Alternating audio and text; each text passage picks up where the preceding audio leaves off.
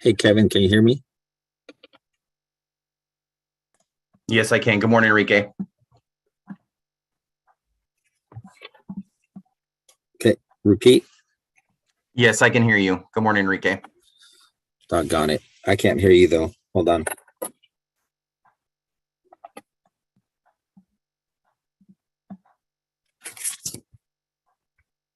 Can you hear me?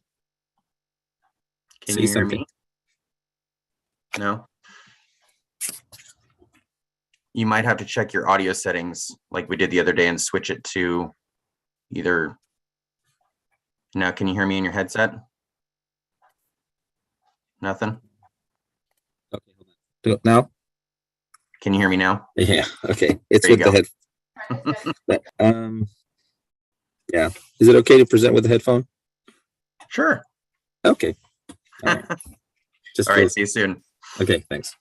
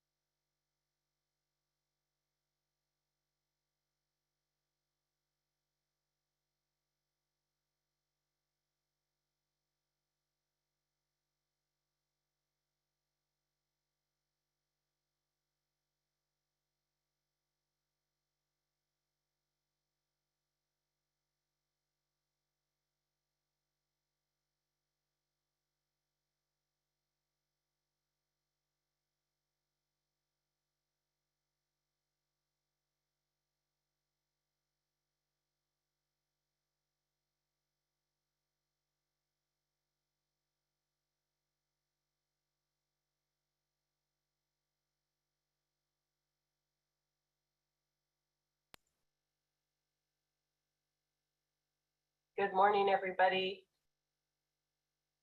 I just want to let you know, we'll begin the meeting in a couple of minutes. Just shortly after 9 o'clock, we want to make sure everyone has an opportunity to get online. We see people continuing to hop on, so give us just a couple more minutes.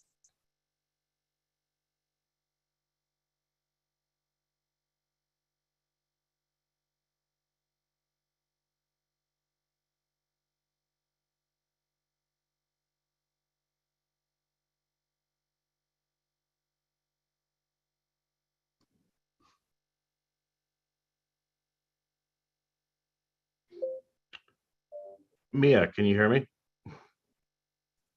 Yes, good morning, Greg. Just, on the email that was sent to me, the link was an old one. I had to go to the website and get the new one. The link that was sent to you was the draft agenda? Yeah. And it had an old link. Yeah, it was the draft agenda. Okay. Yeah, thank you.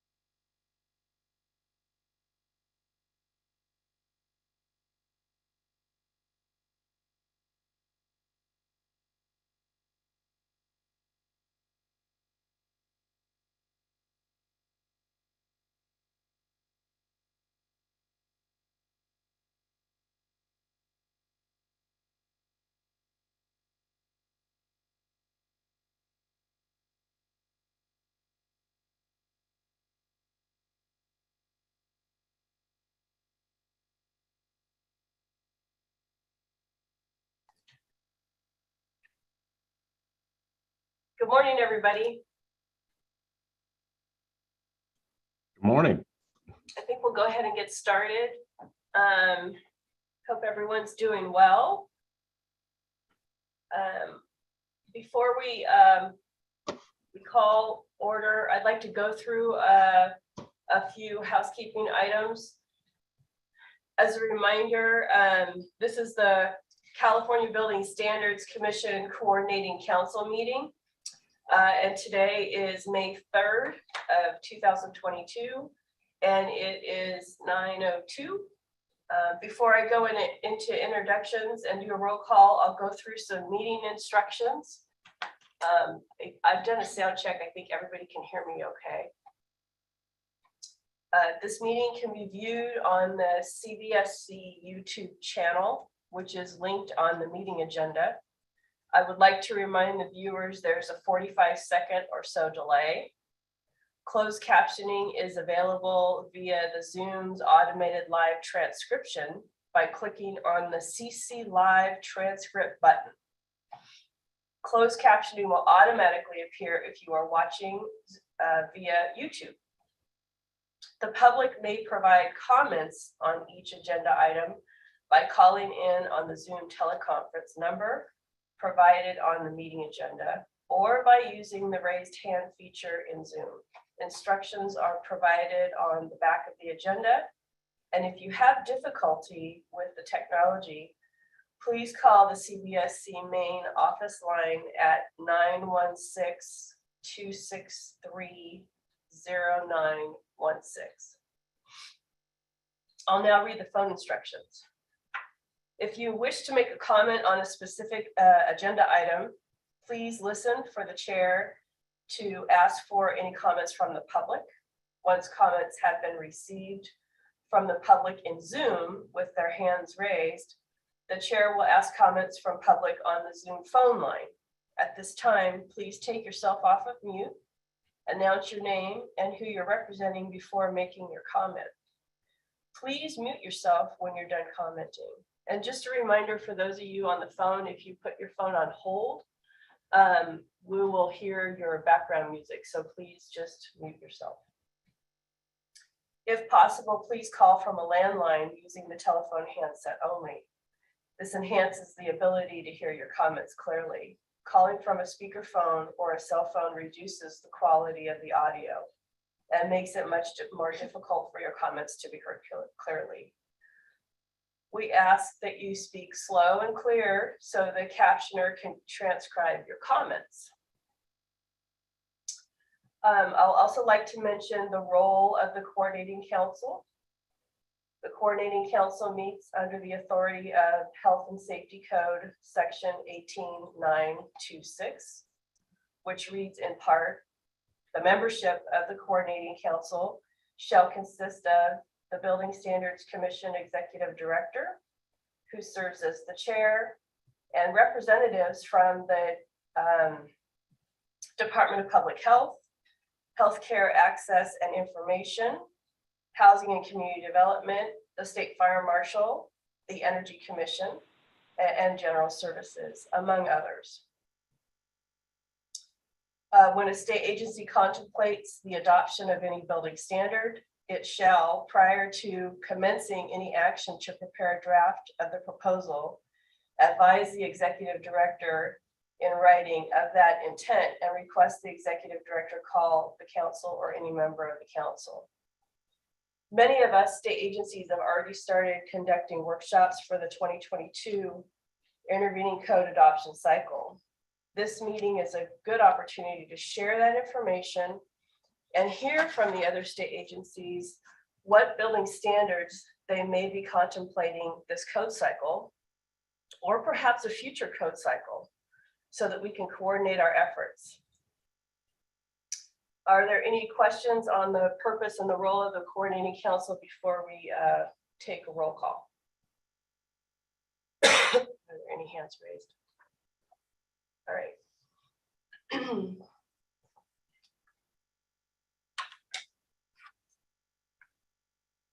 Okay.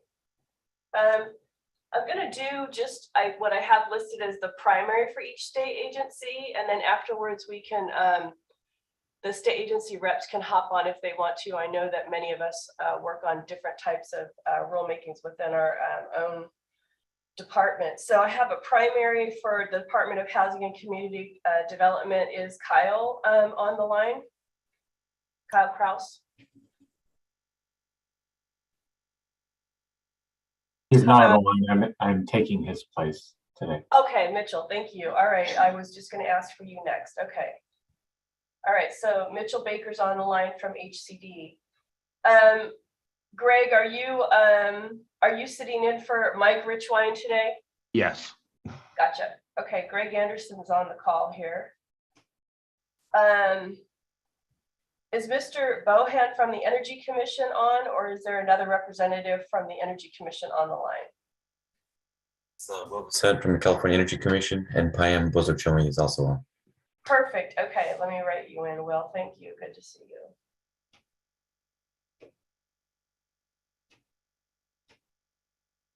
And Payam's on too?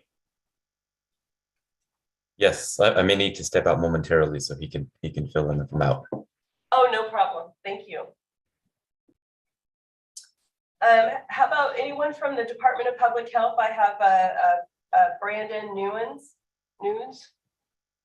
Anyone from CDPH on? Okay.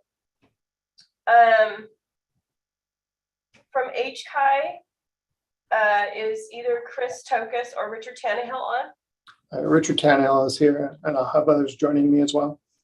Morning. Good morning. And I couldn't hear you, Richard. Who else is on from Oshpod? We will have Larry Enright, Bill Gow, Jamie Schnick, and Lori Campbell, and Roy Lobo. Okay, thank you so much.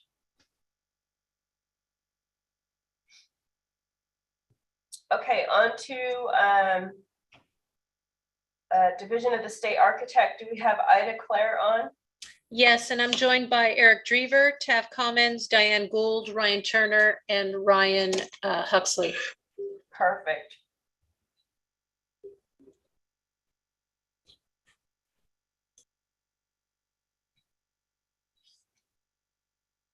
I'm just writing in a couple names here.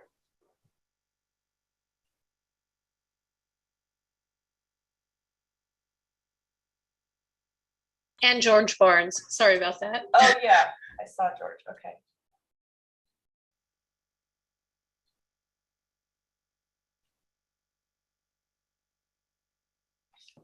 Okay, very good.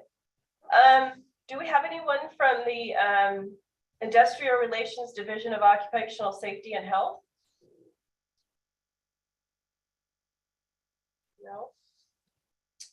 How about, let me go through my other list here really quickly.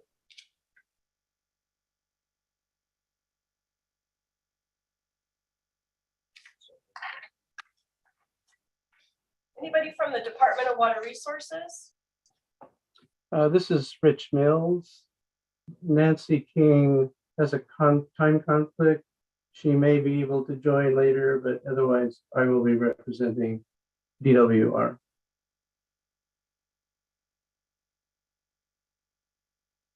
Okay, hi, Rich. Thank you.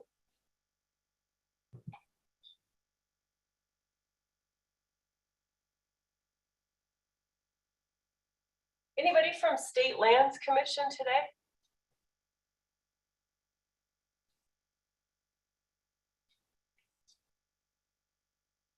Okay. Hop on to, how about from Air Resources Board today?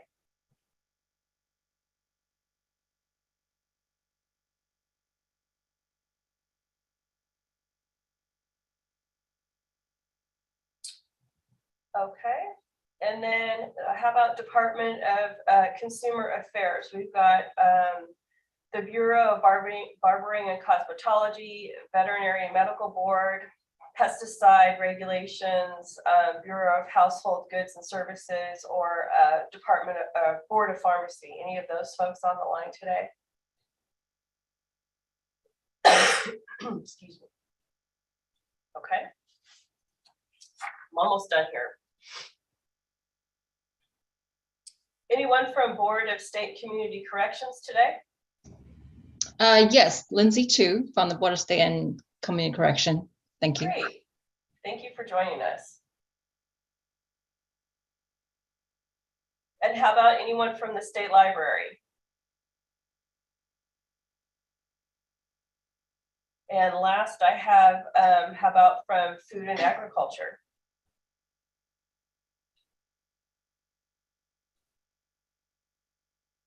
Okay, I think that pretty much sums it up. We have somebody with a raised hand. Okay, Barbara, who? This is Greg Anderson with the State Fire Marshal's Office. I did want to point out that Andrew Henning is also here, the Assistant Deputy Director from our office. Hey, Andrew, long time.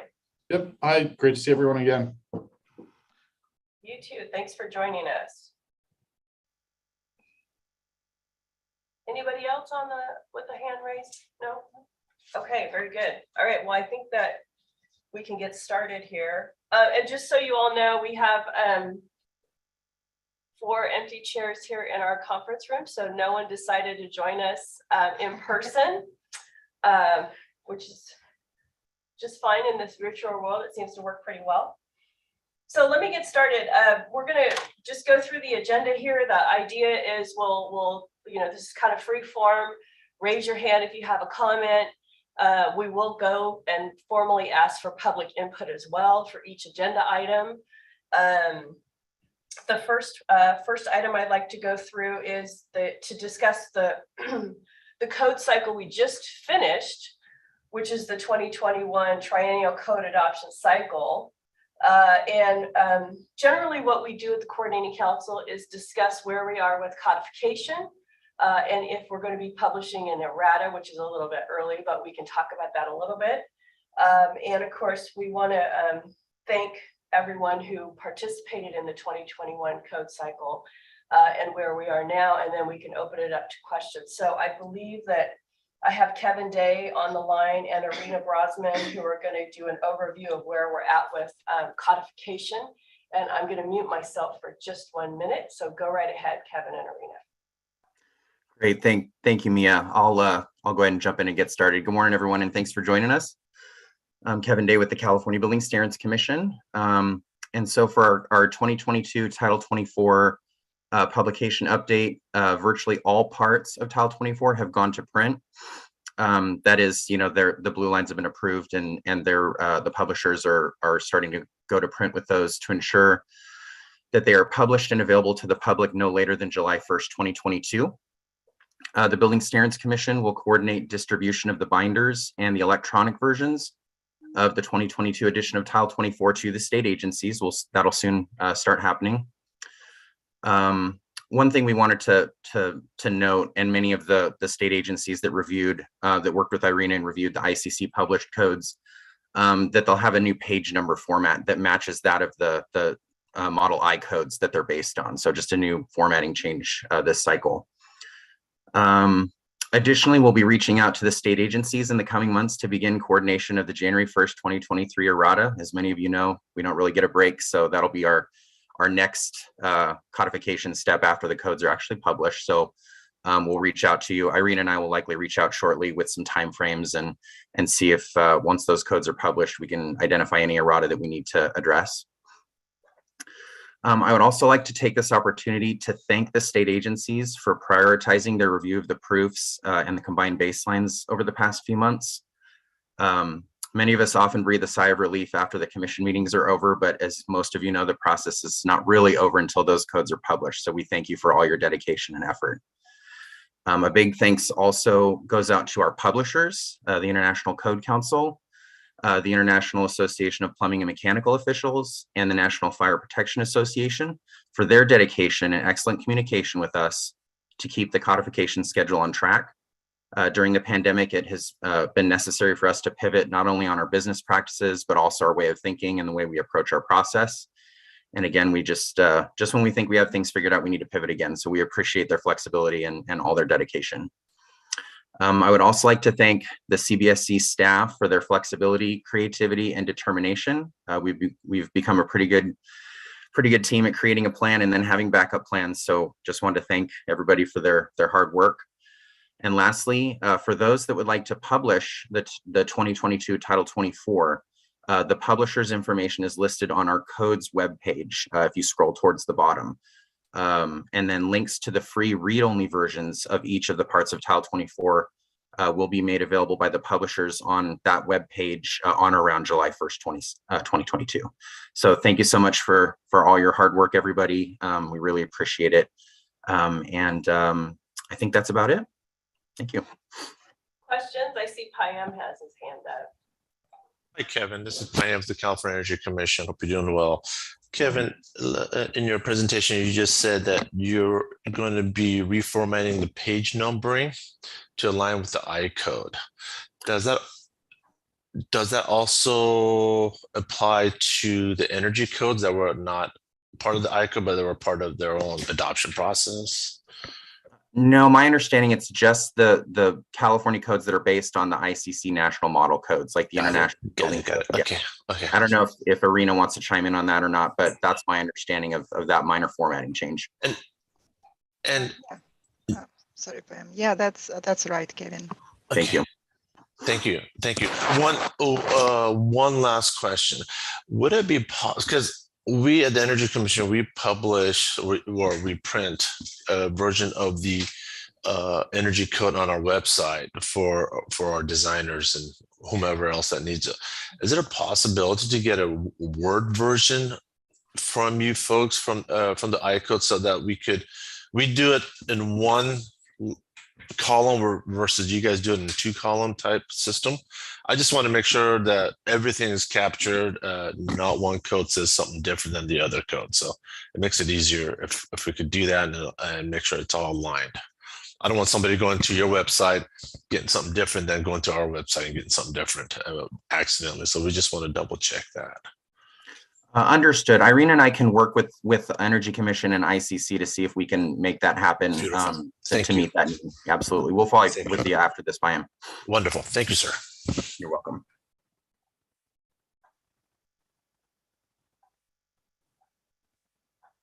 Anybody else have questions about codification of the 2022 Title 24 edition? Nobody else? Okay, all right. I'll move on to item 3, which is to discuss the 2022 intervening code adoption cycle. This creates the blue supplement, which is published. Well, let me go through this first. So let me, excuse me 1 second. Let me share my screen really quickly. I want to provide the timeline that is available on our website. Give me just 1 second here to.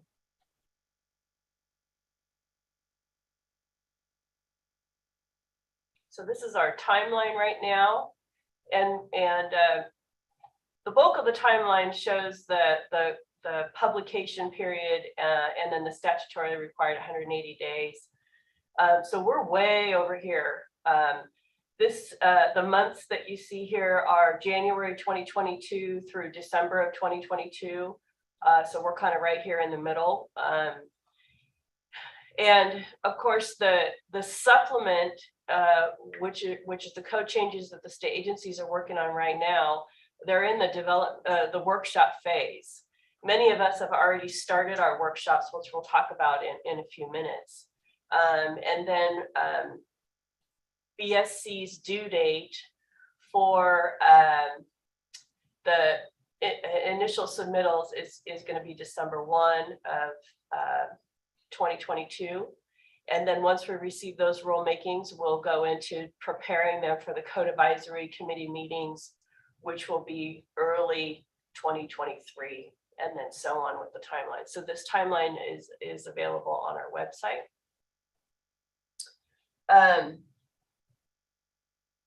We're going to be, BSC is going to be sending out our memo reminding the state agencies of the due date. That's a requirement in health and safety code that we provide 180-day notice to the state agencies when the due date occurs.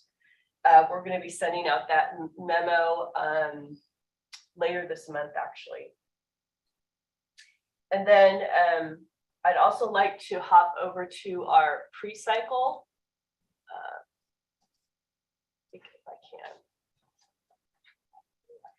Hop over there. There we go. Oops, no. There we go. Nope. We go to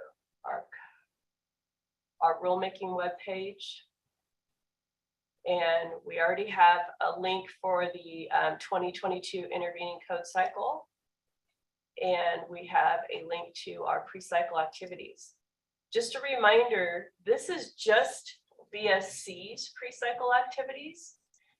So we are conducting a carbon reduction collaborative, which I'll talk about in a few minutes, a Cal Green EV workshop. And then I want to remind everyone, we may be having a plumbing code workshop. This hasn't been announced. And I want to remind everybody that the state agencies conduct their own workshops, and those are announced by the state agencies. So you may wish to be sure you're on the mailing list for the various state agencies. This link is also available on our website, and you can get you can contact the state agencies. This is also available in the front of all of the codes, the contact information.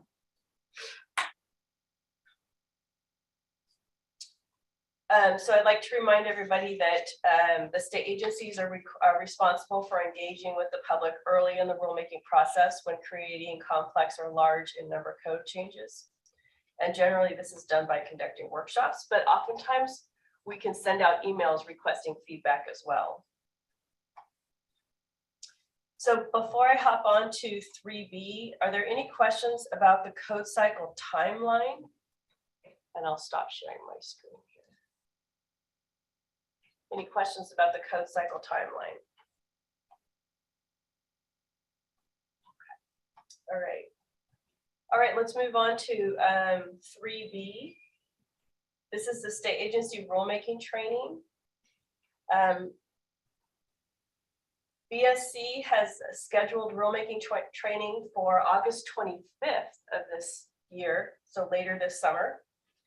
During this virtual training, state agencies will learn about the Title 24 rulemaking process, the nuances of the notice of proposed action, the initial statement of reasons, the express terms, the Department of Finance's Form 399, which includes the economic and fiscal impact information. They'll also learn about compliance with the Administrative Procedures Act and Building Standards Law. The training will be recorded so that if you're not available to attend the virtual training on August 25th, it can be viewed at your convenience. I'd like to remind everyone that there is a companion guide to rulemaking training that's available on our website, and it goes into great detail about the rulemaking process. It's called the Guide for Creating Proposed Building Standards. And then there's also a guide for the public. The Building Standards Commission staff is currently updating all of its guides to reflect information for the 2022 cycle. This includes our guide to Title 24 about the rulemaking process and many other guides. Oh, our local ordinance process as well. We also have videos online that can be viewed, and they're short snippets that are companions to the guides. Before we hop on to talk about the nuts and bolts of the intervening code cycle, does anyone have questions about rulemaking training or comments? I think this year we're going to be conducting probably a 4-hour virtual training session. So any questions before I move on? No? Okay, all right, well, let's move on to item 4. This is where we kind of engage and start talking about what's happening in the intervening code cycle. Item 4A is a time for discussion about the California Administrative Code, which is part 1 of Title 24. I can speak for BSC. We do not anticipate making any code changes in part 1 for the intervening cycle, but we may be doing a little bit of research based on the commission's feedback on perhaps time limits for public comments during our public meetings. So that's just something we're going to be looking into, and we'll see how far we get with that. Does anyone else have information they'd like to share about the California Administrative Code Part 1 of Title 24?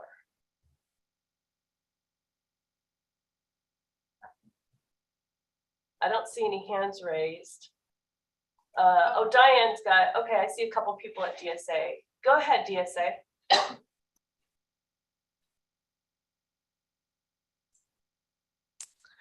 Good morning, everyone.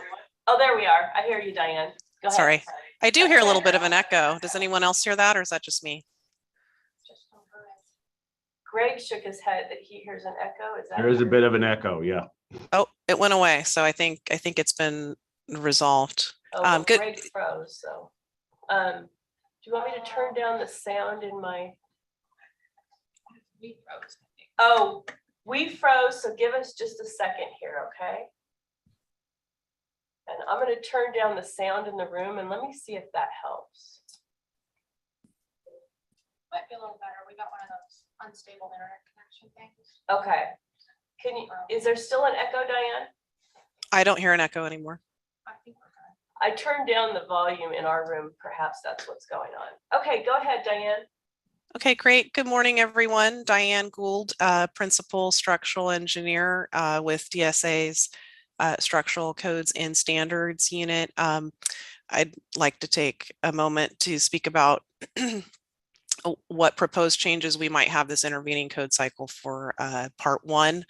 DSA has convened an existing buildings task force. So far, we've had 2 meetings, one in March and another in April. We have another one coming up next week on May 10th. And our intent in forming this task force was to look at evaluating potential changes to our regulations for existing buildings to ensure when significant financial investment is made to modernize an existing school building, that structural safety standards are also addressed. So in particular, we are exploring, discussing, studying our so-called triggers where, you know, a certain level of work is done or a certain amount of cost triggers a required seismic rehabilitation. And the goal of this is that DSA wants, the school districts want, the design professionals really wish to have a better planning process that prioritizes safety for students while also ensuring that project modernization goals are preserved, and also moving forward with ensuring sustainability and resiliency, encouraging reuse of buildings to the extent possible rather than demolition. Any questions or comments on that?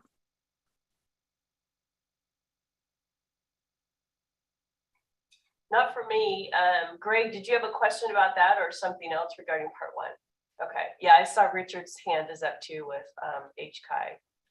Any questions for Diane before we move on to HCI? I don't see anybody. Okay, hey Richard, you're up. Thank you. Good morning, everyone. I'm Richard Tannehill, Building Standards Unit with HCI, formerly known as USHPOD. Just a couple things we just want to go over. We're going to be looking at doing NPC 5 updates for buildings by 2030. We're adjusting or clarifying the emergency submittal time limitations. We're looking at requiring all electronic submittals. We still allow paper, so we're looking at doing away with that completely.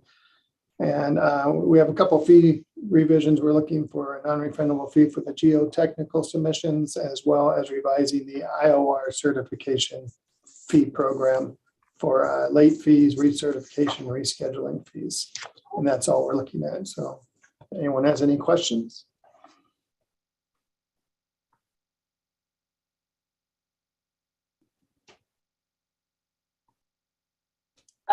I don't see questions for you, Richard, unless Eric, did you have a question for Richard Tannehill? No, his hand went down immediately. No, sorry about that, Mia. I do not. I was raising my hand because I also have an item in Part 1 that I'd like to address. Okay, we'll get to you in just a second here. Okay, any questions for Richard? No. Okay, perfect. All right. Thank you, Richard. We have Greg Anderson had his hand up next with the State Fire Marshal's office. Go ahead, Greg. Yeah, thank you. It's Greg Anderson, Chief Code Development and State Code Development and Analysis. We have the new statute that was put in the government code 8698.1 for emergency shelter crisis that allows a city to have a reasonable plan submitted to the State Fire Marshal, and we just need to put it in the process of how they submit that to us. And that's all we have.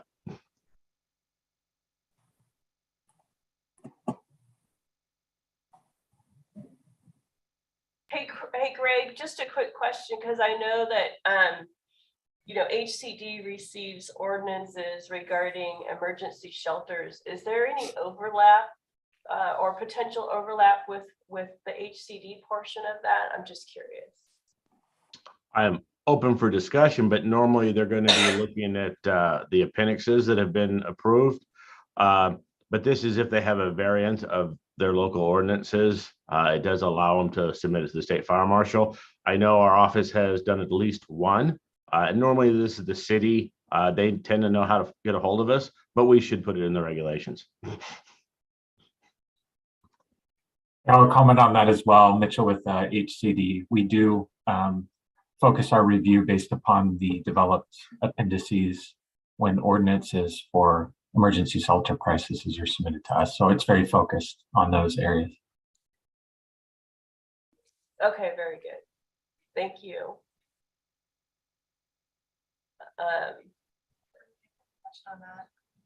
Is there a question on this before we move on to Eric at DSA? I saw Lindsay had her hand up. No? Okay. All right, if there's no questions about the State Fire Marshal's emergency shelter information that they may be including this code cycle, we'll move on to Eric Drever at DSA. Yeah, I may have accidentally called you Ida a few moments ago, so if I did, I apologize. Thank you for the compliment. Perfect. So we are looking at updating some regulations in Title 21 and Title 24 to be more precisely aligned. We're very early in the process, but just wanted to at least recognize the fact that we are looking at for possible alignment in this code cycle.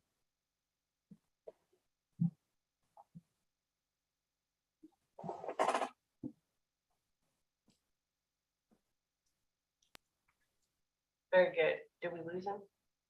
Okay, very good. Thank you. And then I see Lindsay's hand is raised. Hi, good morning. Lindsay here. I work for the Facility Standards and Operation Division with the BSCC. So this is my first time attending the coordinating council meeting and just going through the Title 24 co-adoption process for the first time.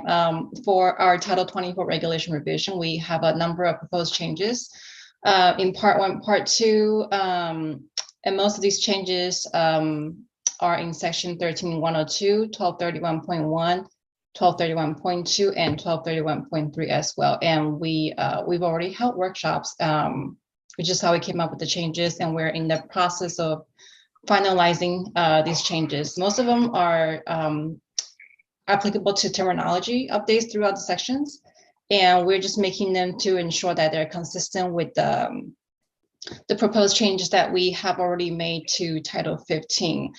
And the more substantial changes occur in Section 1231.2 and 1231.3 that relate to the design of exercise area, commissary, audio monitoring, beds, and seating. And that's it. Thank you.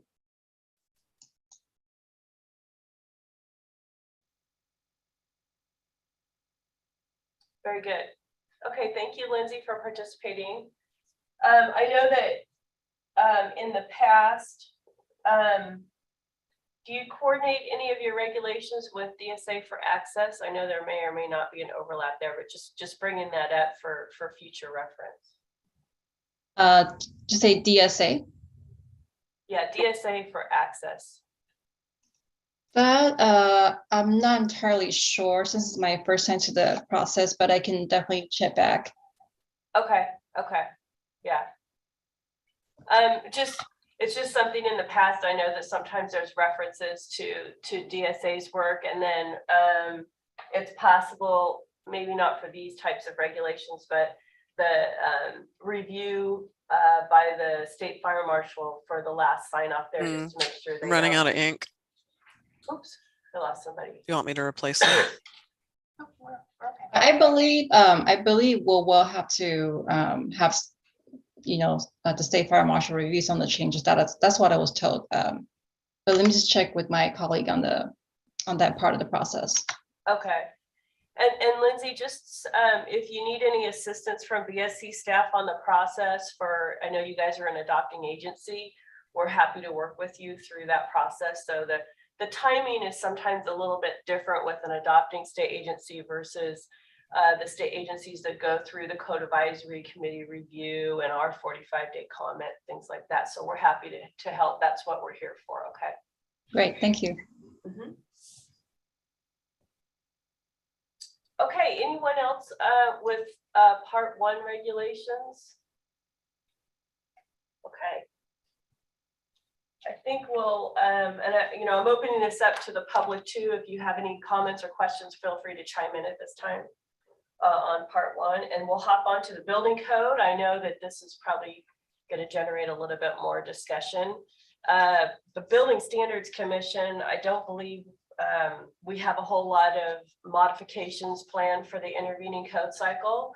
There might be a couple minor cleanup things, but currently we don't have anything scheduled for code changes. So maybe I'll just open this up to the state agencies if you want to raise your hand and start discussing what you have proposed for part 2. So the building code, either volume 1 or volume 2, that's fine.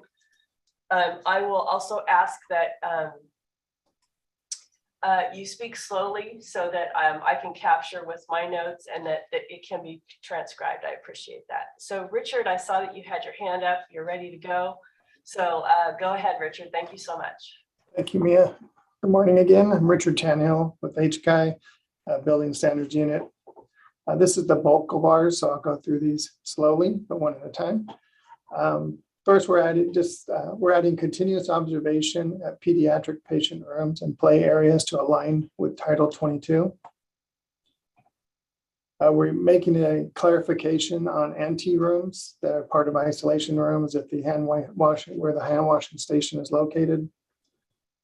We're removing all references to licensing, as we're the building department.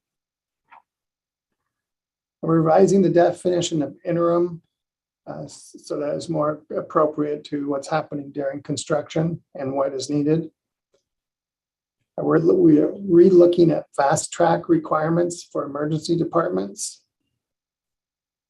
And behavioral health is going to be a primary focus this year. So we're just going to be seeing if there's any adjustments that can be made to right size the building standards for behavioral health facilities.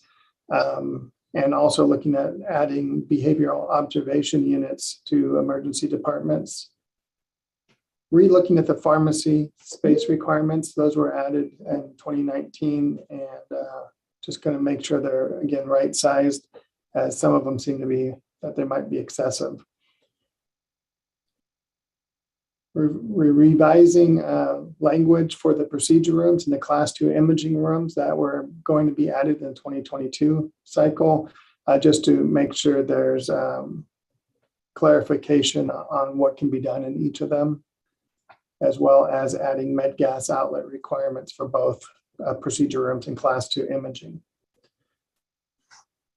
Adding the definition of start of construction, since it has been dropped from the ICC.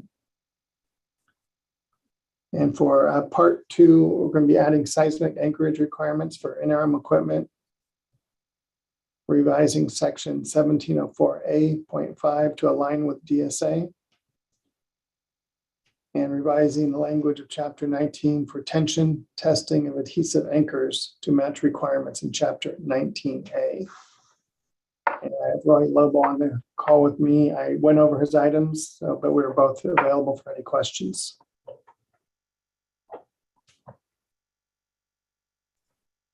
Any questions for Richard Tannehill before we move on?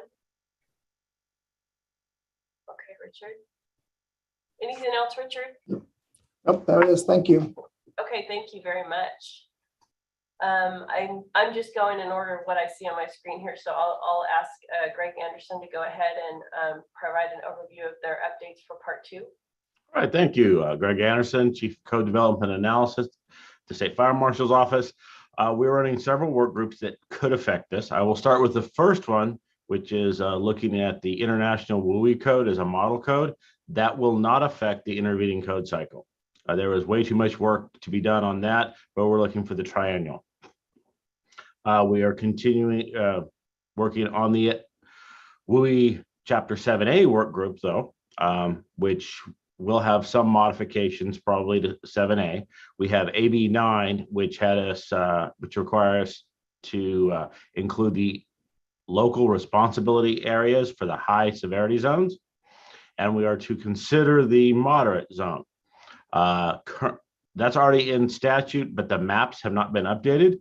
I will say that the maps started coming out last week with the beta tests with specific counties.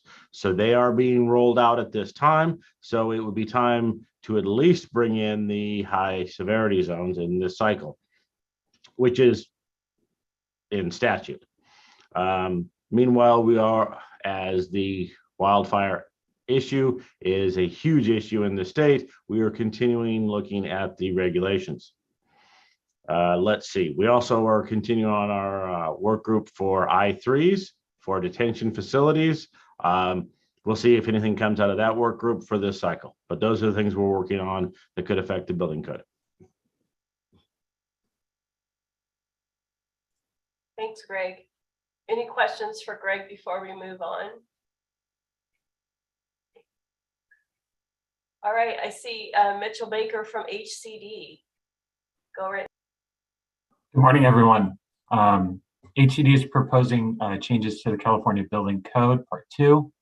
But please note these changes are subject to modification as a result of discussions held during focus group meetings, state agency meetings, are contingent upon available resources, changes to statute, recommendations from the Building Standards Commission, Code Advisory Committee, and public comment. So the code changes we are contemplating for the California Building Code include evaluating the repeal of energy code related references in CBC Chapter 12 and 14 related to vapor retarders. HCD will continue to continue the repeal of adoption of references to the energy code and California climate zones related to moisture control. Regarding Chapter 7A, Greg touched on quite a bit of this, but HCD will be working in partnership with the Office of State Fire Marshal on home hardening for evaluation of fire severity zones and provisions for expanding of ignition resistant construction to additional fire severity zones, as Greg mentioned, maybe the moderate and high. HCD is participating in all of the State Fire Marshal WUI subgroups and will respond to potential Triennial code changes as necessary. And several legislative bills may influence in this area, but will likely be reserved for the Triennial code adoption.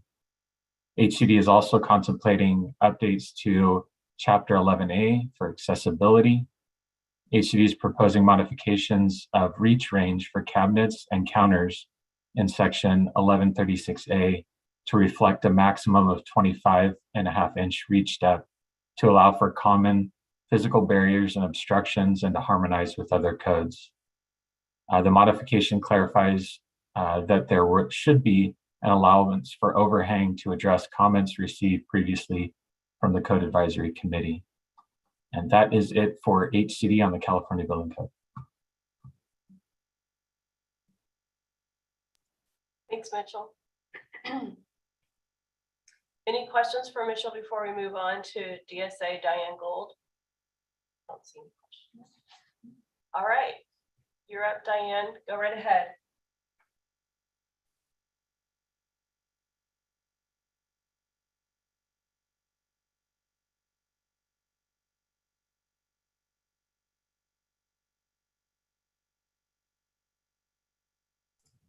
It looks like you're muted, Diane. Yeah, you're muted. Or we Probably lost your headset. I muted myself on my headset. I do that often. I double mute just to keep me case. So you gotta be safe. yes. All right. Hello again. My comment is very brief. As far as our structural safety section, at this time, our only intended change is to study, and this was in response to a public comment we received during the Triennial rulemaking. We have some structural design requirements with regards to photovoltaics that are currently located in volume 1 of Part 2 in Chapter 15. That's not usually where structural engineers go to look for design information. So we're going to study whether those provisions might be relocated somewhere else, possibly Chapter 16A.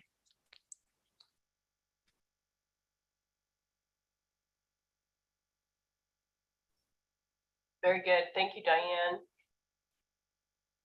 I see Eric has his hand raised. Eric? Yeah, thank you. Yeah, so I apologize. My neighbors have scheduled tree removal, so if that gets a little bit loud in the background, I apologize. One of the challenges of working from home, but so regarding part 2, DSA also intends on looking at several sections related to Chapter 11B. One of which is the requirements for safe dispersal areas. That exception is currently in section 1028, but lacks specificity in terms of surface of the safe dispersal area. So we're in terms of accessibility. So we are looking at analyzing those requirements. We also are looking at adult changing facilities and the scoping and technical requirements for those facilities. We're in receipt of some previous petitions that we're looking at analyzing as well. One related to pedestrian control devices, another for assistive listening devices, and a third for gangway and boarding devices. We are also looking at striking the adoption of the site and practicality test that's in Chapter 11A.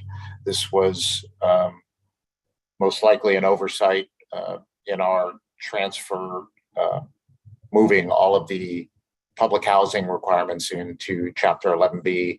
There is currently language in 11B that covers this test, but it was noted that the actual adoption of the site and practicality test is still in Title 24.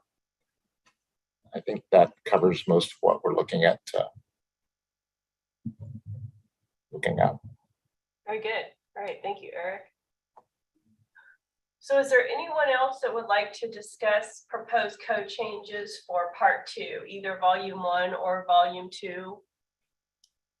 Or do we have questions from anybody from the public on that part, the building code?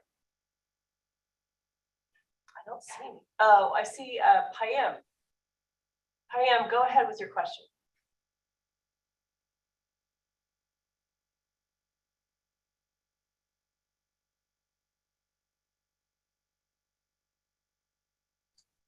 Payam, you are unmuted, but we can't hear you. So maybe. Can you hear me now? I apologize. Yes, yes. Sorry about that. Yeah, I'm having a little bit of computer technical issues. I couldn't find a raised hand button when Mitchell was talking, but this is Payam with the California Energy Commission. And Mitchell, I had a quick question. In your presentation, you brought up that HC will be repealing the climate zone moisture. What is that exactly? Can you give a little detail on that? Yeah, it's a continued repeal related to moisture controls references in the energy that we point to in our California Building Code to the Energy Code. Okay, thank you, thank you. My pleasure. We can talk offline if you'd like. Sure. Yeah, I think one of the things that was helpful last code cycle is the Energy Commission went to great links, to provide pointers in various parts of Title 24. So part 2, 3, 4, 5, they provided pointers to the energy code provisions, which was really helpful. And even for BSC, what we had to do is go back and repeal our pointers to those energy code provisions. And I think that's what HCD was doing. And as we go through this, we may find a few more. So that's that ongoing coordination that's happening. Okay, I think we've covered the building code. We can move on to the residential code. So normally it's the Office of the State Fire Marshal and HCD that modify the residential code, but we don't have to leave the conversation to them. But are there any major code changes being thought about for the residential code? Mitchell and Greg. Go right ahead, Mitchell. Thank you. So HCD has a little bit of cleanup work in the California Residential Code, Part 2.5. HCD will be evaluating sections and tables associated with minimum uniformly distributed live loads for exterior balconies and decks. Previous iterations and updates to table R301.5 to reflect increased requirements for balcony live loads, subsequent to modifications to the California Building Code in similar areas. This was related to changes for exterior elevated elements. The California Residential Code includes additional tables related to floor joist spans and decks and beam spans at a 40 PSF. HCD amendments increased the balcony live load requirements to 60 PSF, so the span tables are not applicable as is and will need to be updated. However, HCD is reliant on external parties, industry experts, to evaluate associated span tables and possible amendments. Pending their availability, the corrections may be postponed until the triennial code adoption cycle, but we're going to do our best to try to address during the intervening code adoption cycle. And that's it on the California Residential Code for HCD. Thank you, Mitchell. Greg? Greg Anderson, Chief of Code Development and Analysis of the State Fire Marshal's Office. I'll just bring up that anything we're doing in Chapter 7A will be mirrored in the residential code. We may also be looking at things that are approved at ICC for the energy storage systems to see if any of those are appropriate to bring in early. And that's it.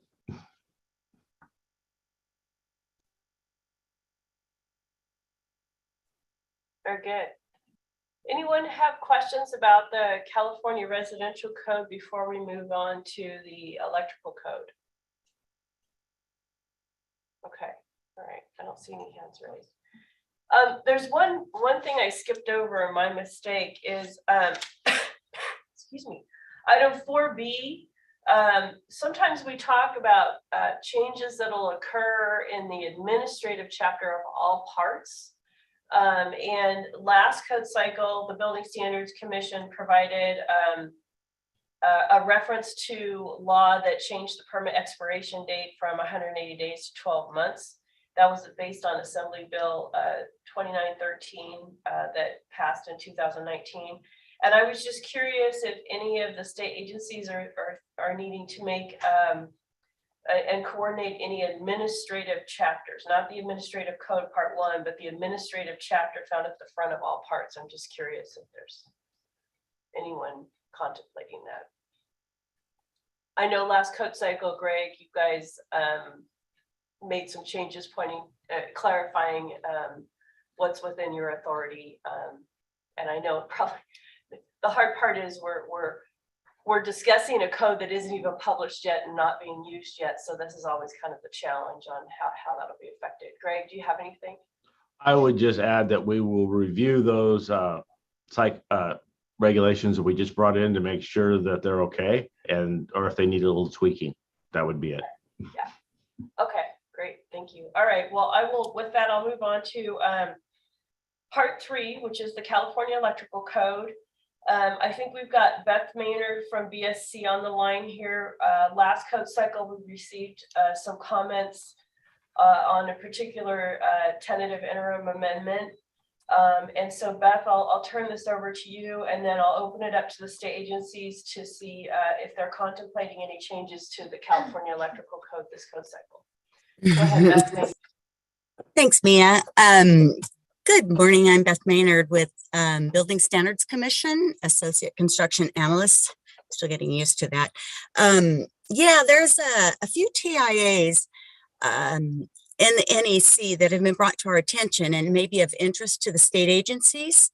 So BSC intends to issue an IB next month, letting the design community and the AHJs know about them. While these won't be in the published Title 24, an AHJ could utilize via alternate methods adopted by local ordinance.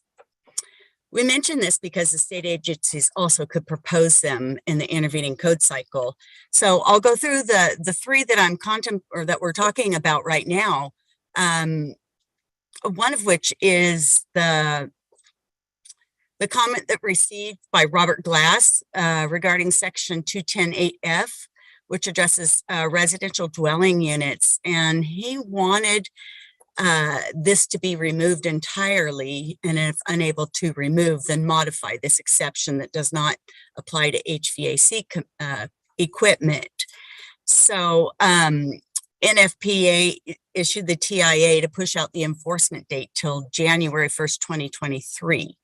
This TIA doesn't really assist California because the 2022 California Electrical Code will become effective January 1st, 2023. But I know that in the NFPA, the Standards Council, they're still working on steps to fix this. And it may be something that California may take a look at during our intervening code cycle. Our next comment was from Kerry Stackpole, which he also sent to IAPMO this updated information. And this is TIA 1598 for section 4006.9C, which added some exceptions in dwelling units and personal hygiene devices. So this was an approved TIA that came out, and you know, like we said, we could either adopt as an amendment in an ordinance, or, you know, have a different agency take a look. So, and then TIA 1597 regarding 706.50, the reference to Part 3 of Article 705 was incorrect, as there was no Part 3 in that article. So the previous parts of Article 706 apply to these other types of emergency storage systems. And also during the CAC meeting, it was brought to my attention that there were a few articles that BSC didn't adopt. So I may be reaching out to a few of you because some of you do adopt, and just to see if this is something BSC wants to look at adopting. I don't believe we're going to be running any electrical meetings for this, but maybe just sending out an express term, you know, for people to look at. So that's all I have for electrical. Does anybody have any questions? Thanks, Beth. You're welcome. Any of the other state agencies have information on the electrical code they'd like to share before we move on? I see a hand raised. Bill Gow, you've got your hand raised. Go ahead, Bill.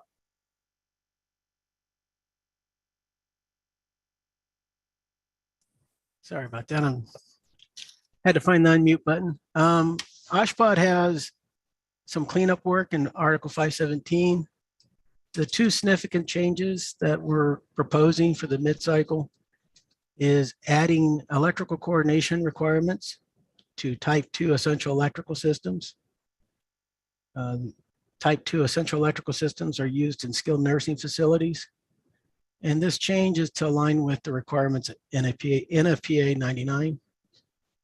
We're also proposing preventing electrical panels serving patient care spaces from being installed in public access spaces. And this change is also to align with NFPA 99 requirements. And the last one I'd like to talk about is Article 700. OSHPD has a amendment in 700.3A requiring generators to be tested per NFPA 110.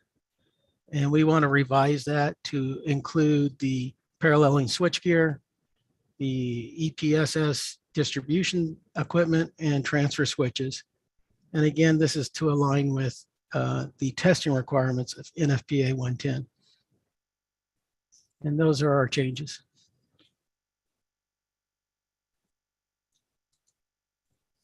Thanks, Bill. Anyone else?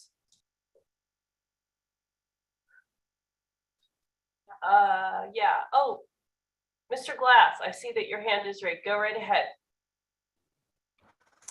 Yes, good morning. Robert Glass with Dykert and Comfort Technologies. I was just waiting until any of the other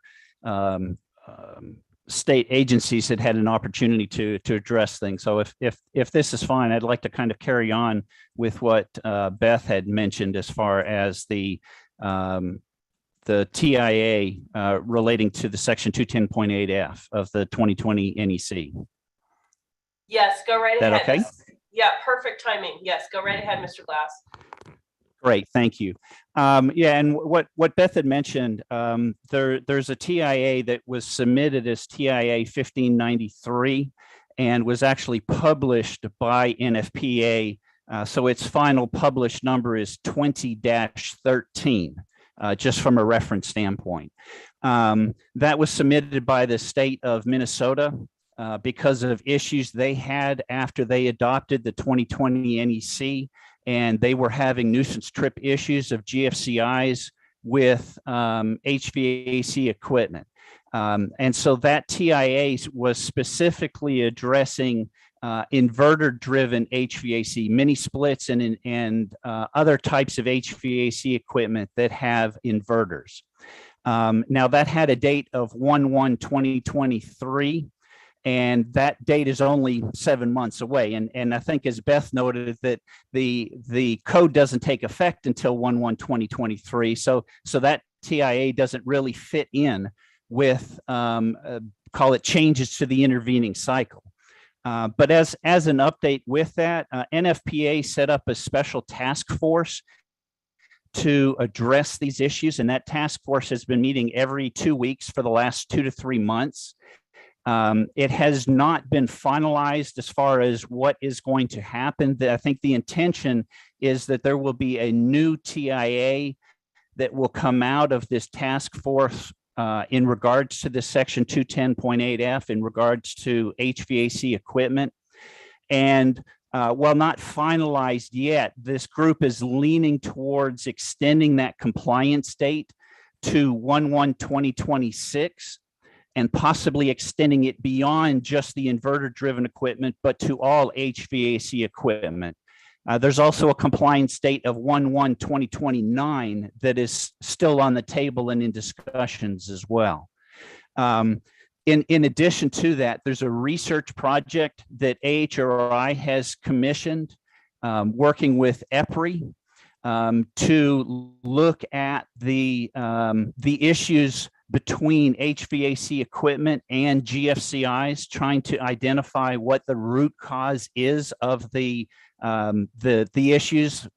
But that is not going to be completed until probably August or September of this year, at least the phase 1. And then there's opportunities for additional phases that are through there. At this point, the certification standards, being the UL 60335-2-40 and the UL 943 standard, those committees are working to address the inconsistencies between their standards and these pieces of equipment working together. But that has not been resolved yet. And even once it is, then it'll take even longer until those updated standards would become effective in the industry. The other thing I wanted to address too was that currently there are more than 160 million HVAC systems installed in the US today, and there have been very few, if any, issues with these products when they've been properly installed by licensed HVAC contractors. There's actually really a bigger risk to loss of life and severe injury from heat exhaustion or heat stroke if these HVAC systems trip on GFCI breakers during periods of extreme heat for either the elderly or disadvantaged communities, or people that may not understand the electrical breakers and what would be necessary to have to reset them if these nuisance trips came out. So as Beth had noted, I originally submitted proposals to all the different state agencies around this, requesting that it either be deleted or modified so it didn't apply to HVAC equipment. I think those are still valid ways to address this. I submitted a document to Beth that I'd be glad to share with any others as far as the current status on what other states have done to address this issue. And I think there's 28 states that have addressed it. And it's been split between deleting it, modifying it,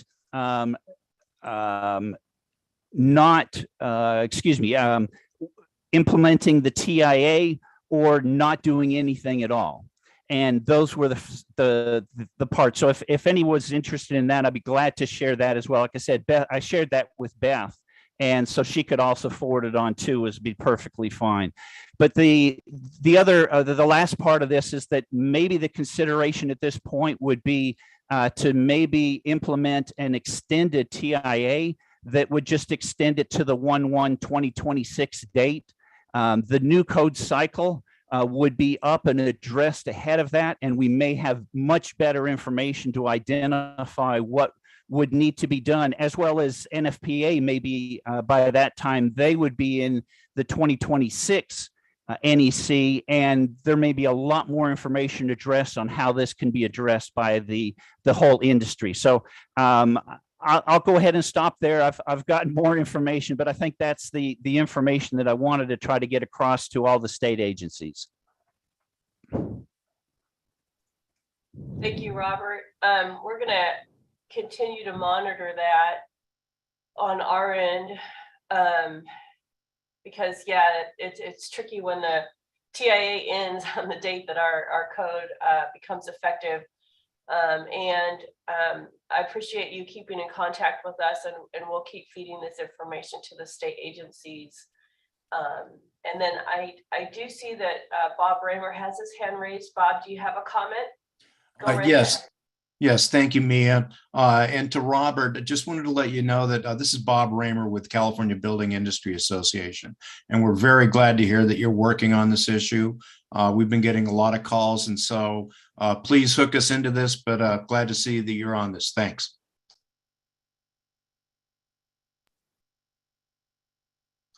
Anyone else have questions or comments about the California Electrical Code, Part 3 of Title 24? All right. I think we're okay to move on to item 4F, which is Part 4, the California Mechanical Code. I don't believe BSC has any changes this code cycle, so I see Greg has raised his hand. I'll turn it over to you, Greg. Morning, Greg Anderson, Chief of Code Development and Analysis, the State Fire Marshal's Office. We are looking to bring in hopefully what has been approved at IAPMO for the A2L refrigerants. IAPMO's technical committee meets tomorrow for the next 2 days. The State Fire Marshal has run a work group on A2Ls and their safety. We are currently working with the California Air Resources Board. They're trying to meet SB 1383 to lower the green gas emissions. And the State Fire Marshal, we're looking at the safe use of what is classified as flammable refrigerants. Now it is just crossed that line. It's classified as an A2L. And those are the new proposals that are being heard at IAPMO. So a lot of information on that, but I think that's the overview. We're going to see what happens there, and hopefully we'll get something to move forward. So Greg, depending on the IAPMO's code development process, this would be for their 2024 Uniform Mechanical Code. And it's possible, depending on where that goes, that the State Fire Marshal would do an early adoption in this intervening code cycle. Yes, and the timing will line up because they should have some proposals done here. They do have another meeting in the fall, but it will be before the deadline for us to submit. So we're watching this very closely because there is definitely pressure from the legislation and the governor's office to find a safe means to use A2Ls in the state. Okay, and is it appropriate to remind everybody on the call that the State Fire Marshal's office has been conducting A2L work groups for quite some time, right? Correct. And right now we're basically waiting to see what happens. There were a lot of tests that were done at UL and some other facilities. We've been working with HRI and numerous other industry and stakeholders, IAPMO, to come up with a reasonable solution to this. Thank you, Greg. Okay, I see Mitchell Baker has his hand raised for the mechanical code. Go right ahead, Mitchell. Thank you, Mia. Mitchell Baker with HCD. In line with Greg's presentation, we'll continue to work with the State Fire Marshal on the refrigerants and possible amendments to future codes as it relates to HCD's purview. That's it for the mechanical code for HCD. Thank you. I see Larry Enright has his hand raised. Go ahead. Yes, thank you. Hi, I'm Larry Enright with HCI, also formerly OSHPOD, and I am in the Building Standards Unit for FDD. For the intervening code changes to the CA Mechanical Code, we are looking to 1, revise CMC 320.1.1 and 408.1.5. And this is to coordinate with the adiabatic humidification requirements and the 2013 of ASHRAE 170. For number 2, coordination of CMC table 4A temperature requirements for OSHPOD legacy room types. These rooms are left out of the table revision with the ASHRAE 170 table 7.1 rewrite. Excuse me. Next, add in correct pressurization and air change rates for pharmacy compounding areas. We had a couple errors previously in the when we revised to add the USP 800 requirements to our table 4A.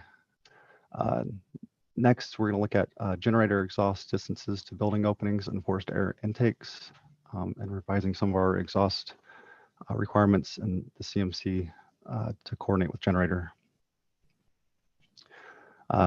Next was looking at desiccant wheels and prohibition of the interaction with the supply air for air handlers. And lastly, we're going to look at updating our filter ratings to coordinate with Part 6 of the Energy Code and Cal Green, as we have some admin and similar areas in our Table 4B areas. And that's all I have for the mechanical code.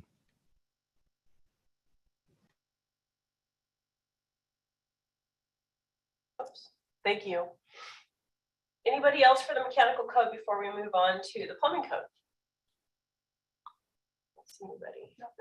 Okay. All right. Very good. Let's move on to the California Plumbing Code, which is Part 5 of Title 24. I know that BSC has some topics they'd like to discuss, and then we'll open it up to the other state agencies and the public as well. Kevin has some information regarding gender neutral restrooms. Go ahead, Kevin.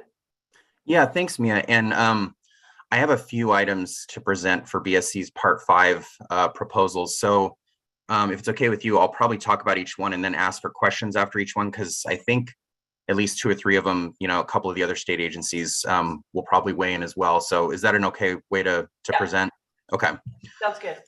Okay, thanks again. Once again, Kevin with the Building Standards Commission. So for our 2022 pre-cycle development for the plumbing code, let's see.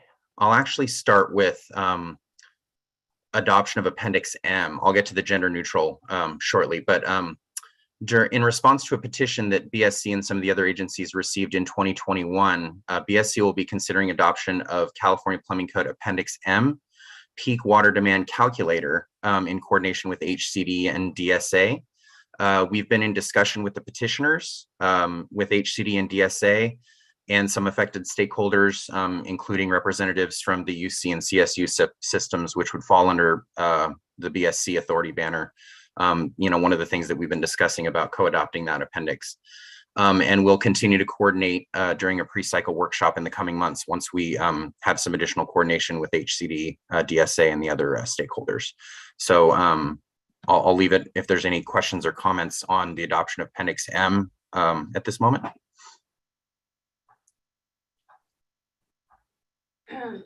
I don't, checking with Barbara, we don't see any hands raised. And if anyone chimes in later, we can always, oh, I did see a hand. So we've got Eric, his hand is raised. Go ahead, Eric. Mia, thank you. Thank you, Kevin, for that summary. Just confirming that, yes, DSA is definitely looking at co-adoption of Appendix M and all gender, and we'll continue to monitor that and participate as appropriate. Excellent. Thank you, Eric. Okay, I'll go ahead and move on. Oh, sorry. Go ahead, Kevin, thanks. Oh, Sorry. thanks. Okay, so the next item, this is kind of a less significant. BSA may tackle some minor plumbing code cleanup items. We do a lot of things in Chapter 15 and 16 with HCD and DWR, excuse me, and other things with DSA in Chapter 4. Those are less significant. So like Mia said at the beginning, those might be some things that we might come up with an early draft express terms that we can send out to the BSC interested parties and other stakeholders for feedback, not necessarily in a workshop format possibly, but we'll coordinate with the appropriate agencies on that. And one specific item that we actually identified in the plumbing code this cycle during codification that requires some coordination with other agencies. It's in California Plumbing Code section 605.9.1. There's some PEX plastic pipe provisions there that were adopted several years ago. And IAPMO identified what looks like an outdated reference in a California amendment to an NSF 14 reference standard. It's kind of etched into the plumbing code at the 2009 edition, but that's since been updated to later editions of that NSF standard. So what we were thinking is maybe just removing the number, the year, so that California amendment could be no longer outdated, and we can work with the agencies on that and follow up with them. I think in the 2021 Uniform Plumbing Code that the 2022 California Plumbing Code is based on, in Chapter 17, it references NSF 14 2018 edition.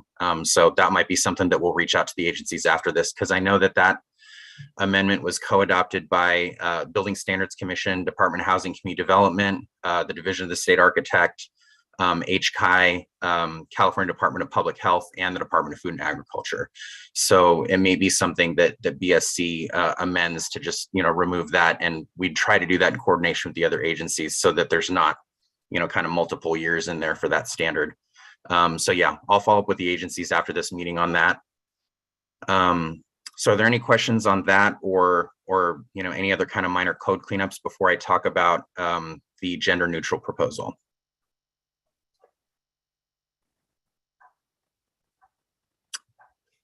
Okay, I don't see any, so I'll just launch right into the next item.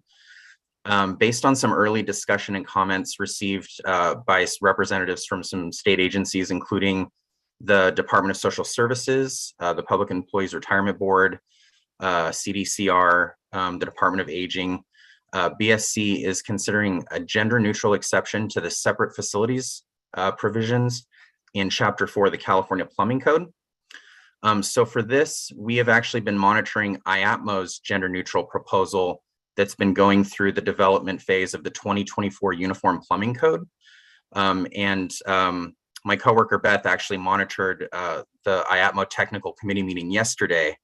And what came out of that meeting for IAPMO's version of this gender neutral exception to separate facilities was some elements of it were passed on to the next step, and it looks like some elements were rejected.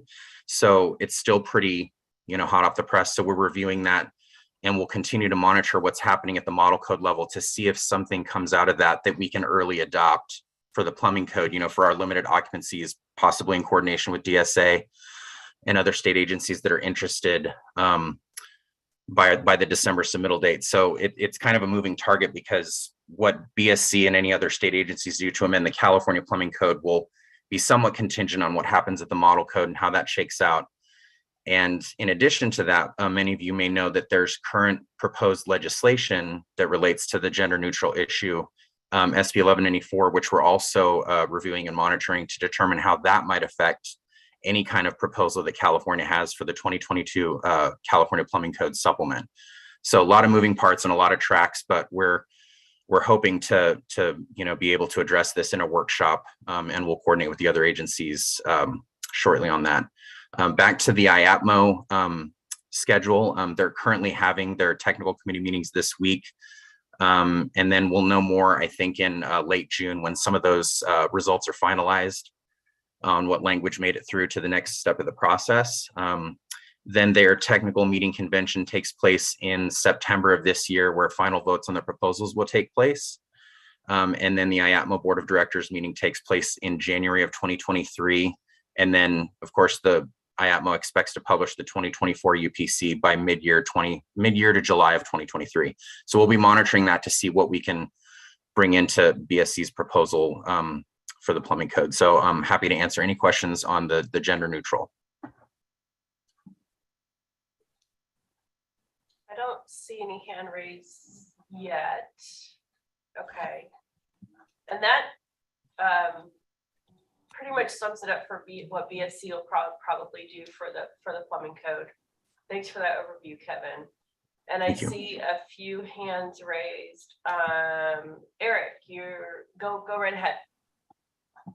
Yeah, again, thank you, Kevin, for the summary, and BSA definitely is monitoring and will actively participate in the all gender adoption.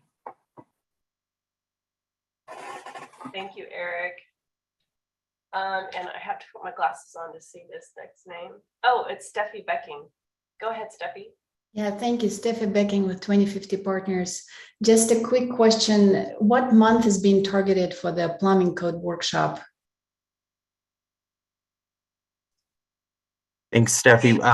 We haven't nailed down a month yet. We're hoping to do that in the coming weeks with the other state agencies that are considering adoption of Appendix M, HCD, and DSA primarily. So we will certainly follow up with you and Gary Klein and some of the other stakeholders that we've engaged on that issue once we have that. And again, the initial submittal due date is December, so we want to and we have other workshops planned, I know, for Cal Green and things. So we kind of have to figure out an ideal month that we would slate for that. So we'll absolutely follow up with you as soon as we can. I really appreciate it. Thank you so much. Thank you. Yeah, I think the other thing that was happening is we were sort of stalling until we heard what was going to happen at the IATMO's May hearings or committee meetings, excuse me. And so I think now that we know the result of that, we can sort of move forward. I want to back up 1 second.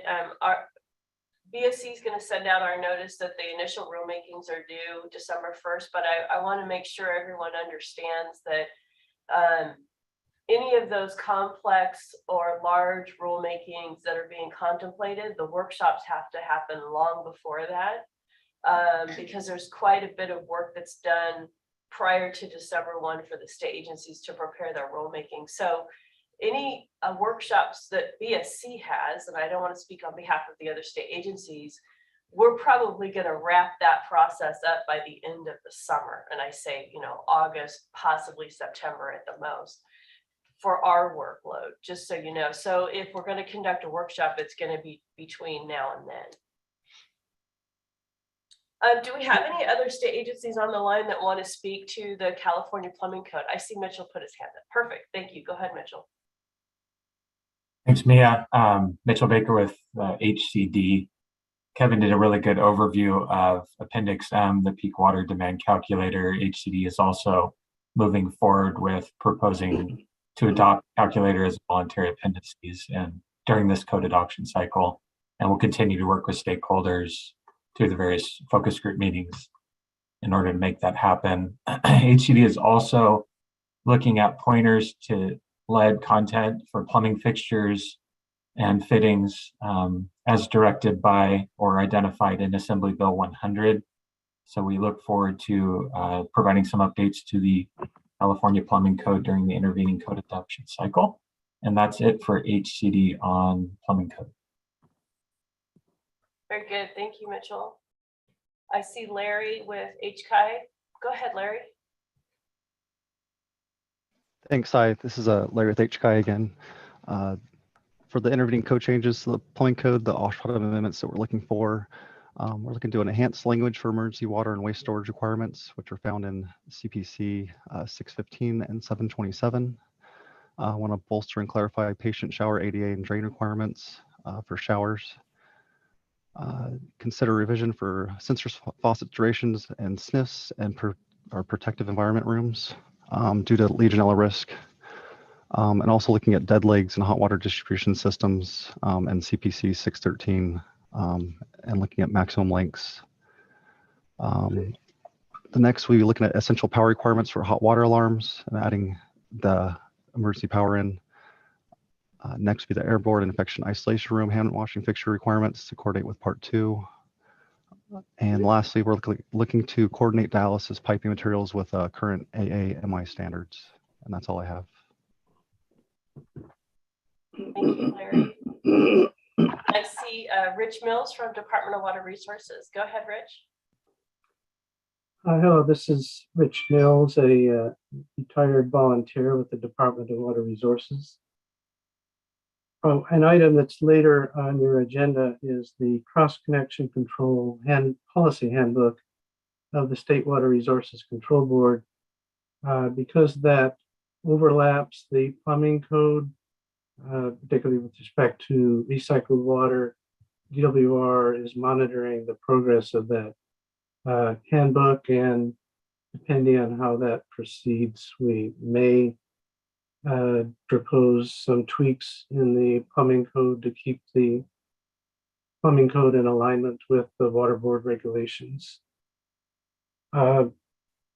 As was mentioned regarding Appendix M, DWR has funded a couple studies regarding residential water use and may have some technical expertise or knowledge to bring to the table in that discussion. And we will coordinate with our sister agencies to offer whatever technical assistance or input that we might have. And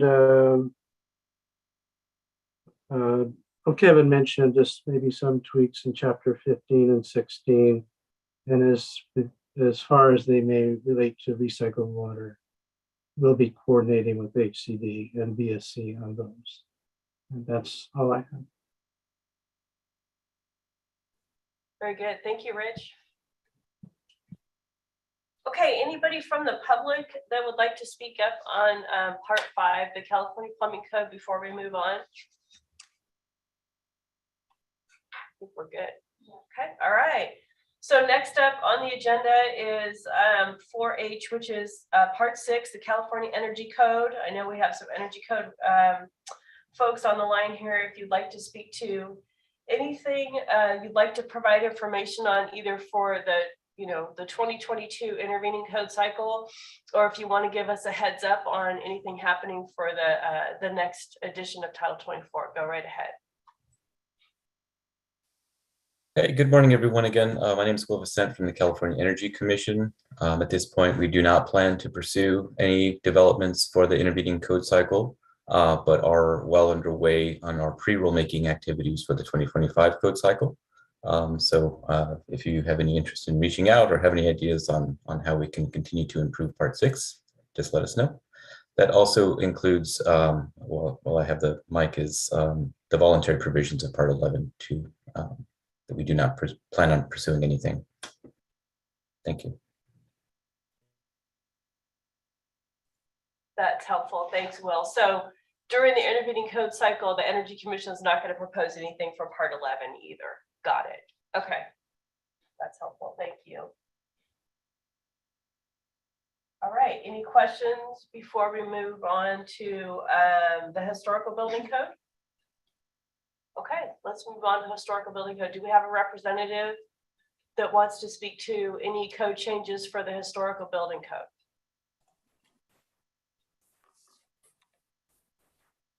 Yeah, this is Eric Drever. I can speak on behalf of Derek Shaw for DSA. We do not have any changes proposed for the Historical Building Code. Okay, very good. All right. Any questions about that before we move on? Okay. Part 9. I'll turn this over to Greg. I know this is State Fire Marshals. Good morning, Greg Anderson, Chief of Code Development and Analysis at the State Fire Marshal's Office. We will also be looking at Chapter 49 which we brought in our newer regulations last cycle, but we'll have to correlate that with the Board of Forestry if and what their fire safe regulations are approved. So there'll be some correlation that will need to be done there. And then we will also be looking at anything that was approved for the energy storage systems. I'm not saying there's going to be anything there, but we'll review it again for early adoption. And that's it.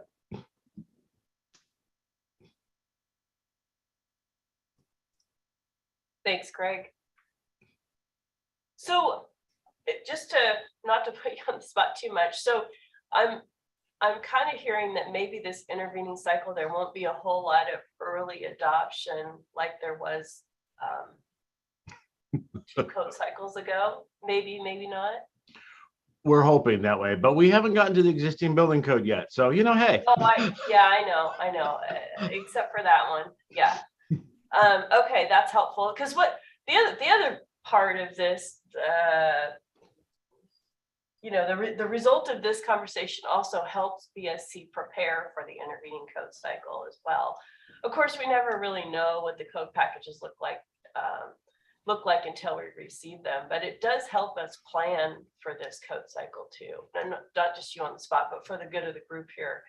And then that, you know, we keep in touch obviously with the state agencies on this, because it does make a big difference once we move into the code cycle. For example, do we have joint code advisory committee meetings?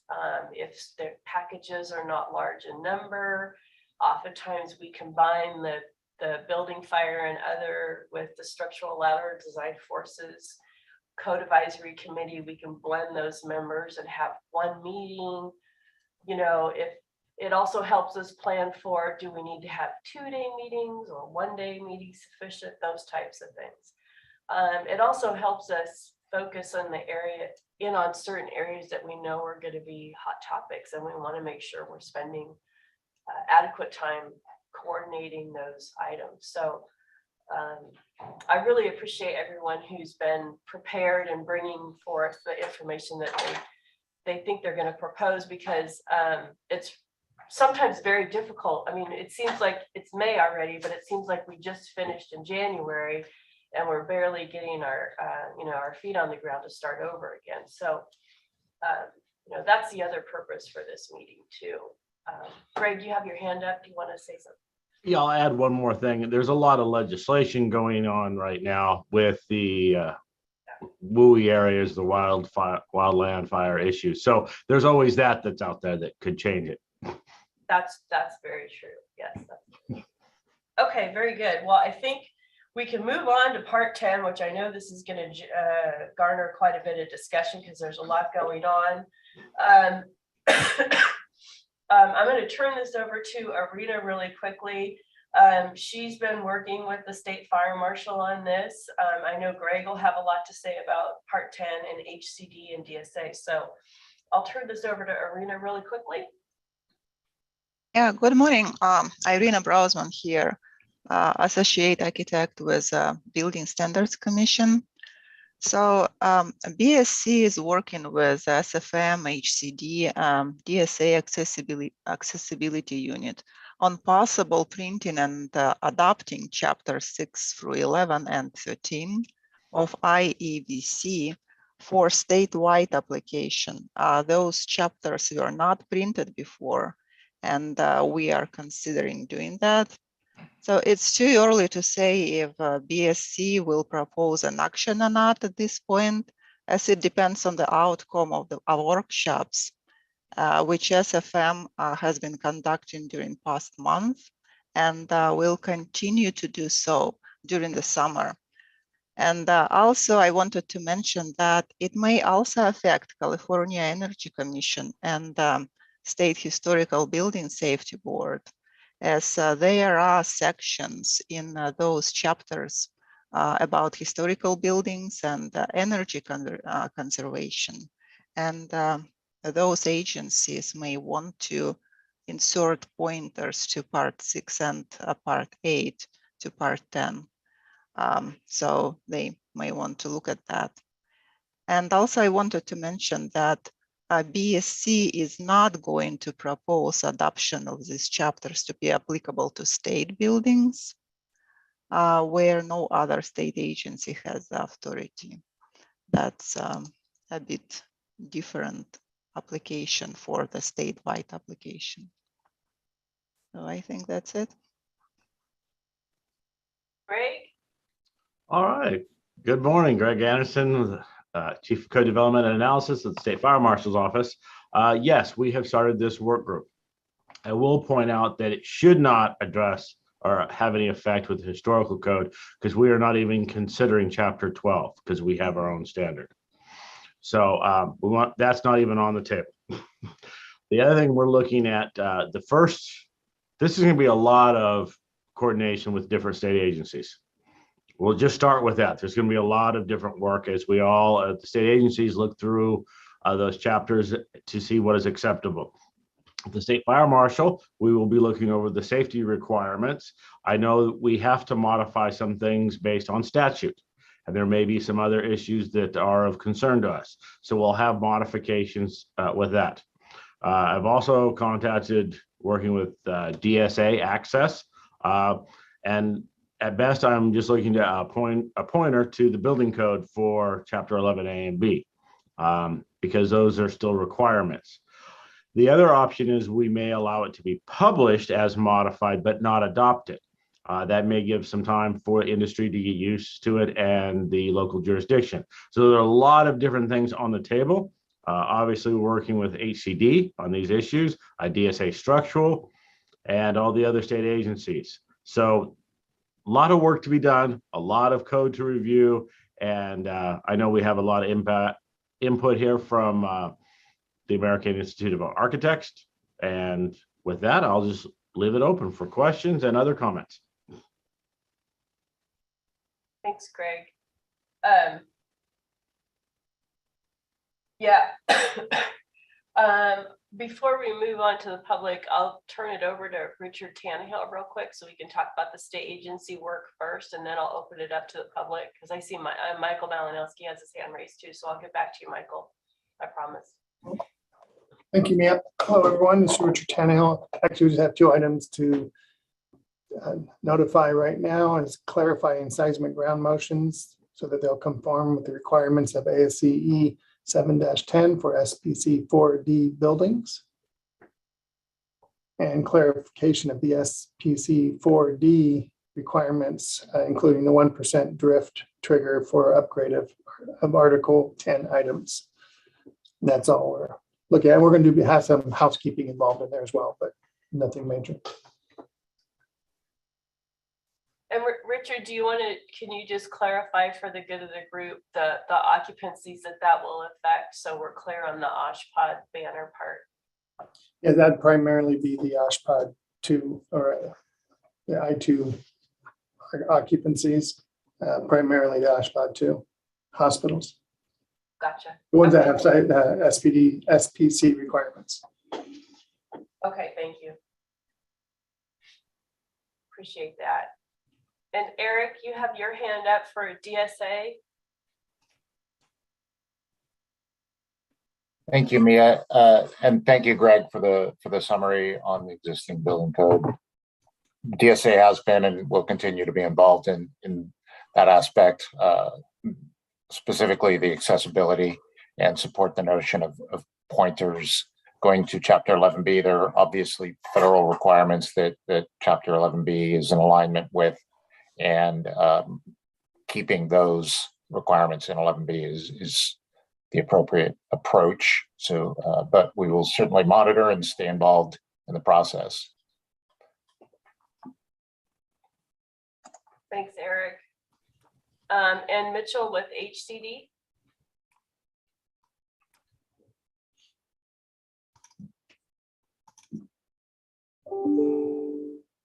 Where'd he go? He took his hand down. Okay, sorry. Oh, no, sorry, I was on mute. Talking to my okay, there you are. Okay, go ahead, Mitchell. Thank you very much. So similar to what Irina mentioned earlier, HD will continue to be engaged in some of the work group meetings and react to any sort of potential adoptions of chapters 6 through 11 and 13 as needed, relevant to HCD's scope of authority. But we'll continue to work with the other state agencies on this effort. And that's it on the CEBC for HCD. Very good. Okay, any other state agencies? Greg. Oh, Greg, you have your hand up again. Yeah, there was one thing I did want to point out. We are also considering the scope of these chapters for that maybe it would only be appropriate for certain occupancies, which would address some of the issues that HCI has also. So that it's other things that are being considered. So more to come. Okay, very good. I think that's it for the state agencies. I know Michael Malinowski with the AIA has his hand raised. Go ahead, Michael. Thanks, Mia, and thanks, Greg and Irina and Tom and all the many other dozens and dozens of people actually that have been participating in these hearings of the working group, as well as the many subgroups that have been formed to get into the weeds. I will say that I'm very optimistic in terms of the progress that we've made in a relatively short time frame, given the large number of chapters. To consider that much new code material in one fell swoop, I know is a breathtaking scope, especially with everything else that everyone has going on. I think that one of the ideas that came out early, and thanks Greg for that, is to look at scoping. And I think we've made some significant progress in narrowing the range of things that we're considering. We're proposing for those of you who have not been participating, and I know most of the state agencies actually have been participating, but we're talking about trying to remove from the early discussions even some of the more potentially controversial or unenforceable provisions that are in the international existing building code. And examples include a waiver of fire sprinklers when a fire pump is required. We just like to get that off the table. That's not something that AIA California is advocating. Another is partial sprinklering that would limit the sprinkling just to a work area. We're also not advocating for that. In fact, AIA California is really focused on how these chapters can really increase the production of housing, particularly retrofitting existing strip commercial, downtown office buildings, uses that are somewhat obsolete, underutilized in most of our urban areas throughout California. We believe there's great opportunity, and we've actually found many authoritative resources that document the tremendous potential. In fact, I just saw yesterday a new survey that identified throughout the state of California thousands of specific targeted potential buildings that were, this study was focused on strip malls, and we have a huge overabundance of obsolete and dated strip malls that, and this was a study that looked at those as potential infill housing. But anyway, one of the things I wanted to mention specifically also is Chapter 13. Chapter 13 is a very complex chapter that has many very technical provisions. The beauty of Chapter 13, though, is it tries to put into an objective format how you weigh one type of life safety improvement against another life safety deficit. And I think in some ways, it is the only element in the broad landscape of all the I codes that has tried to put numerical values to life safety elements like that. And California has never adopted that point system that used to be in Chapter 34, but it was printed. And I realized in looking at my own practice as an architect that I have in the past used that chapter, even though it wasn't adopted. I've used it as the basis for alternate methods and means requests. And so one of the ideas that we're putting on the table very, very early is not to look at Chapter 13 as an alternative compliance path, but to look at it as a toolkit that can be used in presenting a case to an authority having jurisdiction for an alternate methods and means request, and limiting it to that scope, which makes it far less intimidating because it would not be adopted as something that could be required for a local jurisdiction to use, but rather something that can be considered. And that allows it to be back to where it was originally, which is a resource available to all California design professionals and code officials, just because it's in the published book, without necessarily being adopted and something that can be forced on a local jurisdiction. And I mention that specifically because that is so intimidating, that chapter, when you really start to dig into it. The technical complexity of it is really quite astounding. But again, it's well vetted. It's been used nationally. It was in California's code books for many years. It was used by design professionals in different ways than other chapters would typically be used. And I think it's worth keeping on the table. So again, a big thanks to the massive effort that is underway and will continue. And that's all I have for today. Thanks. Thank you, Michael. Appreciate that. Anyone else want to discuss part 10, the California existing building code, before we move it on to part 11? Any other comments? I don't see anybody. Okay. All right. Just for the good of the group, it's almost 11 o'clock. We're almost done with this agenda.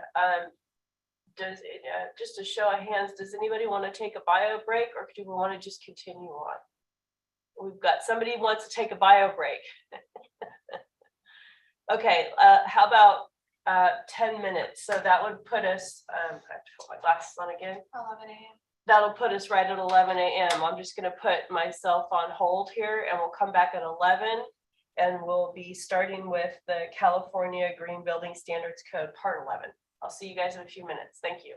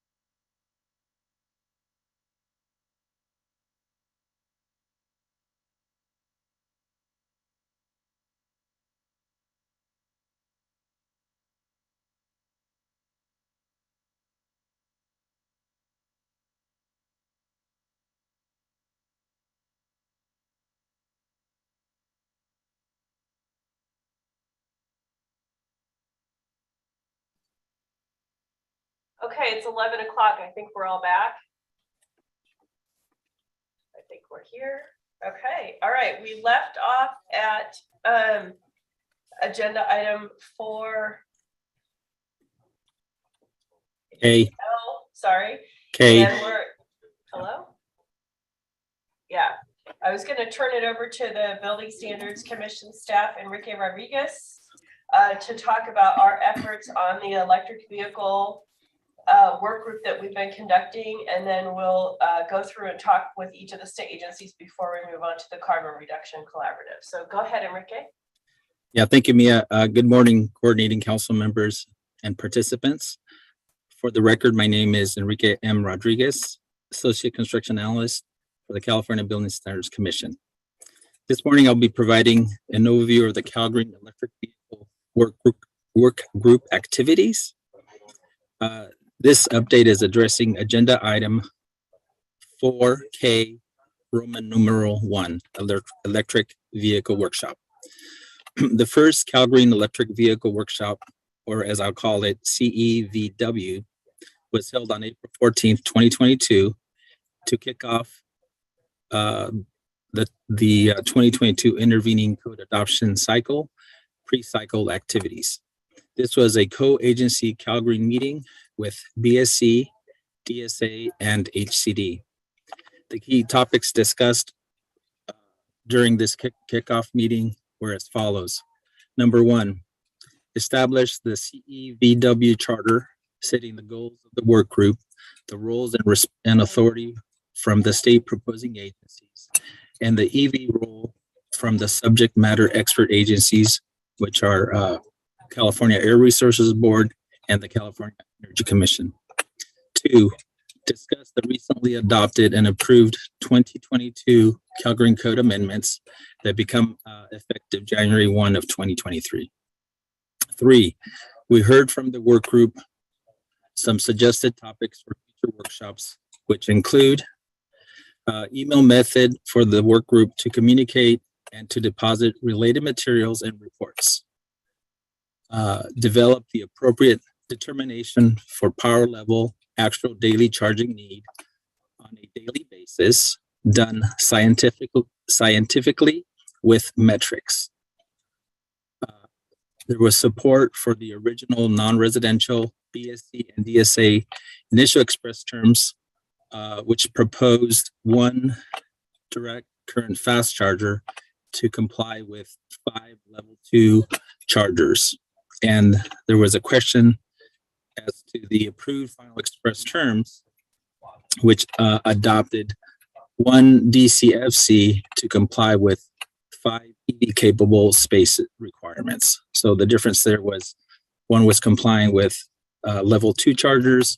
The final express terms provides a credit of 1 DCFC for 5 EV capable spaces. Another suggestion was that BSC prioritize EV charging for employee non-residential occupancies for long-term dwell times. Another suggestion was that BSC require low power level 2, similar to HCD, and also EV ready regulations. There was a suggestion for HCD that every unit that has access to parking space have access to low power level 2, which is a 208 240 volt circuit with a 20 amp breaker, which should terminate with a receptacle with wiring that goes back to the unit meter, not the common meter or house meter, to avoid billing issues. Sorry about that, it's a long sentence. Another suggestion was to move away from EV capable to EV ready with a receptacle installed. Look into aligning with the CARB requirement in the convenience cord set to include 5.7 kilowatts levels, which CARB, I guess, has proposed, and for the 2022 adoption. So there's some potential conflict there because currently EV ready is set at 3.3 kW, 20 amp circuits. So that's something that we will need to look into. Other suggestions were to review possible electric vehicle infrastructure triggers for certain additions and alterations, and also to look into a reference standard for automatic load management systems. In closing, there are several other public workshops tentatively scheduled for June 16th, August 18th, and September 22, 2022. We welcome input from everyone. Thanks, Enrique. Mm-hmm. We were having a little issue with your audio, so I'm just going to repeat that last sentence. So okay. We anticipate having another workshop June 16th, August 18th, and September 22nd. Is that correct, Enrique? That is correct. Yes. Okay. Yeah. These workshops are joint workshops with HCD and DSA, right? That is correct. Yes. Okay. And we're publicly noticing them and conducting virtual workshops. I'm just recapping a couple. Yeah. Yes. Absolutely. Okay. Okay. All right. Very good. I see that Mitchell has his hand up. Go ahead, Mitchell, with HCD.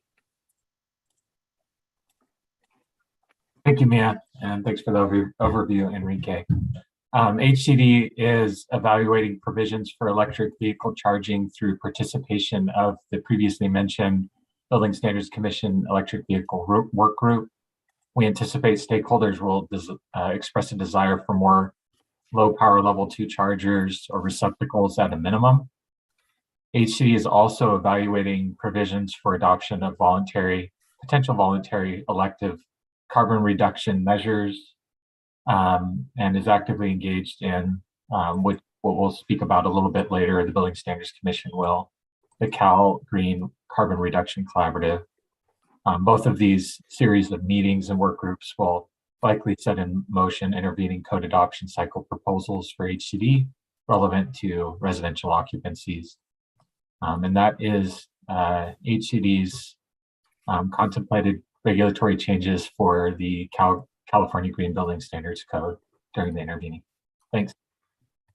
Thanks, Mitchell. And I see Eric with DSA. You have your hand up. Go right ahead.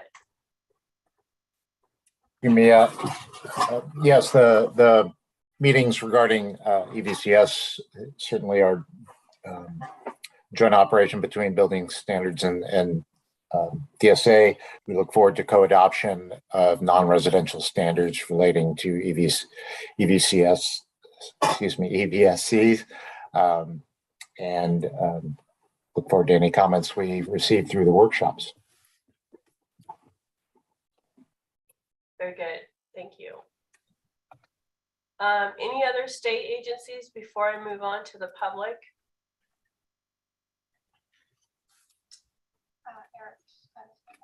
I think Eric and Mitchell have their hand up, but that could just be because they had it up earlier. Yeah, we're good. Okay. All right, I'll move on to folks from the public who have comments regarding electric vehicle charging. And I see Sven. Sven, go ahead.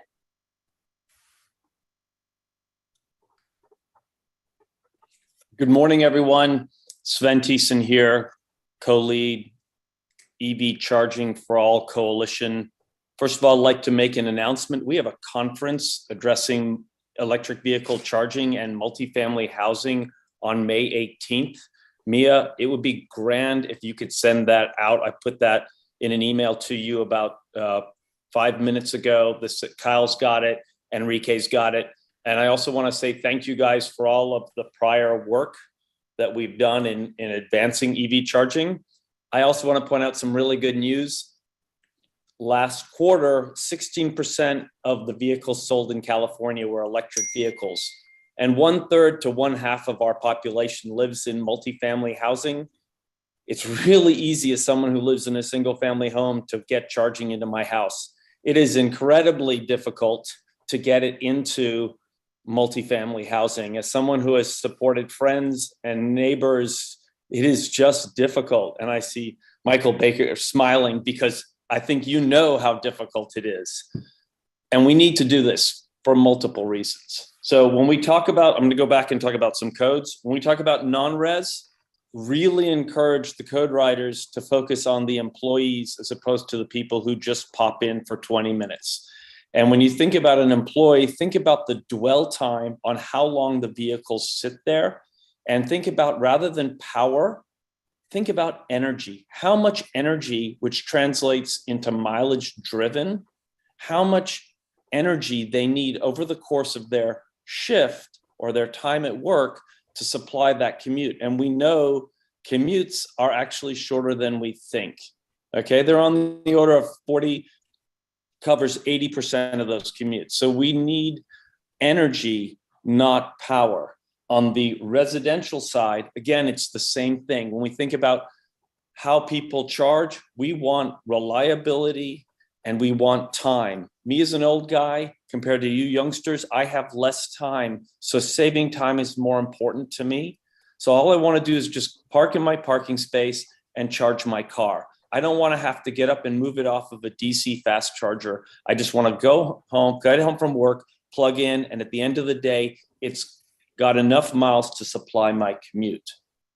That's on the new multifamily. On the residential side, on the existing, we want to be able to use every spec of energy / power available in the building. And that means using level, let's be honest, using level 1, because over the course of the day, the energy provided is on the order of those 30 to 40 miles driven. Okay, so we need to use our power and our energy in these buildings wisely and effectively, because otherwise, and I'm ex-PG&E, otherwise the investor-owned utilities will be quite happy to retrofit on the order of $15,000 per unit. And we simply can't afford that from an electrical perspective. Let's be smart about this. Ben, I'm sorry to interrupt, but I want to keep this as a coordinating council meeting and not an EV workshop discussion. So do you have information that would assist the state agencies with coordinating the work? Yes, ma'am. Okay. Mia? Yes, ma'am. I sent out an email to you just a couple minutes ago, inviting everyone on this call, as well as your networks, to participate in and attend a conference, free Zoom conference on multifamily housing and EV charging. Our own Kyle Kraus is presenting, as is Patty Moynihan from the CEC and Bob Raymer. So I would, if you would be so kind as to send that out to everyone on the call, that would be wonderful. Or put it in the chat momentarily just to open up, that would be grand. And if anyone has any questions on EVs, feel free to ping me. Thank you, Sven. Appreciate that. Thank you very much. Is there anyone else who would like to chime in regarding electric vehicle charging, part 11, before we move on? Anything over there, Barbara? No. All right. All right, I'll move on to the next item, which is still, we're talking about the California Green Building Standards Code, which is part 11 of Title 24. But another effort that the Building Standards Commission is doing in conjunction with the Department of Housing and Community Development and the Division of the State Architect is what's called a Carbon Reduction Collaborative. It's a Cal Green Carbon Reduction Collaborative. We have an acronym, CCRC. Our first workshop was held April 4th.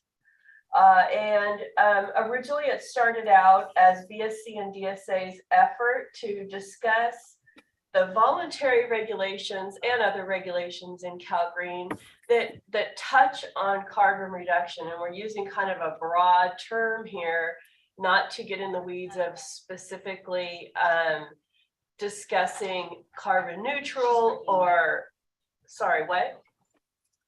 You were breaking up. I'm breaking up. Okay, I think what's happening is we're having some poor internet connection. And so somebody just came in to say I was breaking up there. So I will slow down a little bit and I'll summarize this. So the first meeting, we heard from the group and the recommendation is we're modifying the charter to include Department of Housing and Community Development so that they're within the charter. And like I said, our first meeting was April 4th. The concept here is we're looking for input and feedback from a large group of stakeholders in the industry regarding carbon reduction so that CalGreen can support California's climate action plan. The collaborative members are a wide range of subject matter experts, state agencies such as CARB and the Energy Commission, Cal Recycle, CNRA, California Natural Resources Agency, and so on. Also the Energy Commission, if I didn't mention them. The collaborative will review the regulations in CalGreen, and we want to work on a plan that is short-term and long-term to address building carbon reduction. The next meeting is scheduled for May 19th, and we'll be issuing that agenda notice later this week. We have other meetings tentatively scheduled for June 30th and August 4th. These are all virtual meetings that are recorded and available on YouTube. So watch for those meeting notices. At this time, I'd like to open it up to either DSA or HCD if you have comments about the Carbon Reduction Collaborative Group. Eric, I see your hand is raised, so go right ahead, Eric. Yeah, thank you very much. We enjoyed the participation in the joint workshop and look forward to continuing that partnership with BSC and HCD. We have really high expectations of that effort and look forward to including some requirements in the Green Code for carbon reduction. Thank you, Eric. And Mitchell, go right ahead. Thanks. Yeah, I'll just kind of reverberate Eric's comments there. We are very excited to see the efforts kind of come to fruition of this effort. And the collaboration at a state level is fantastic to see all state agencies come together and all stakeholders to kind of have a focused goal and to coordinate our building standards development. So thanks to everyone for your participation, and please join the meetings forthcoming and speak up if you have any comments. Thanks. Are there any other state agencies that want to comment at this time? Okay, I see. Michael Malinowski, go right ahead. You have your hand raised. Thanks, Mia. Mike Malinowski on behalf of the American Institute of Architects, California. Just a shout out to thank personally Mia Marvelli and Ida Clare for stepping forward to organize this effort. We're very excited as the design professionals that shape most of the built environment throughout California to see this shift in leadership and proactive code development for CalGreen. We believe that CalGreen has huge potential to be a beacon, a predictor of the future, to see the tier structure help to create greater consistency and uniformity in the REACH code landscape, which, as you all know, we are now over 50 individual REACH codes in the state of California, and that number is growing on almost a monthly basis. We believe CalGreen can help make that more coherent, cohesive, and even lower the barriers so more communities can get on board. So we applaud this effort. We thank the HCD for stepping in rather than conducting separate hearings. That made me groan when I heard that possibility, and I'm really thrilled to hear that instead that there'll be one large collaborative effort. And we're very enthusiastic about the outcome and the potential to, even in the mid-cycle, see some near-term results and also pave the way for bolder moves in the next full code cycle. So thanks to all for participating.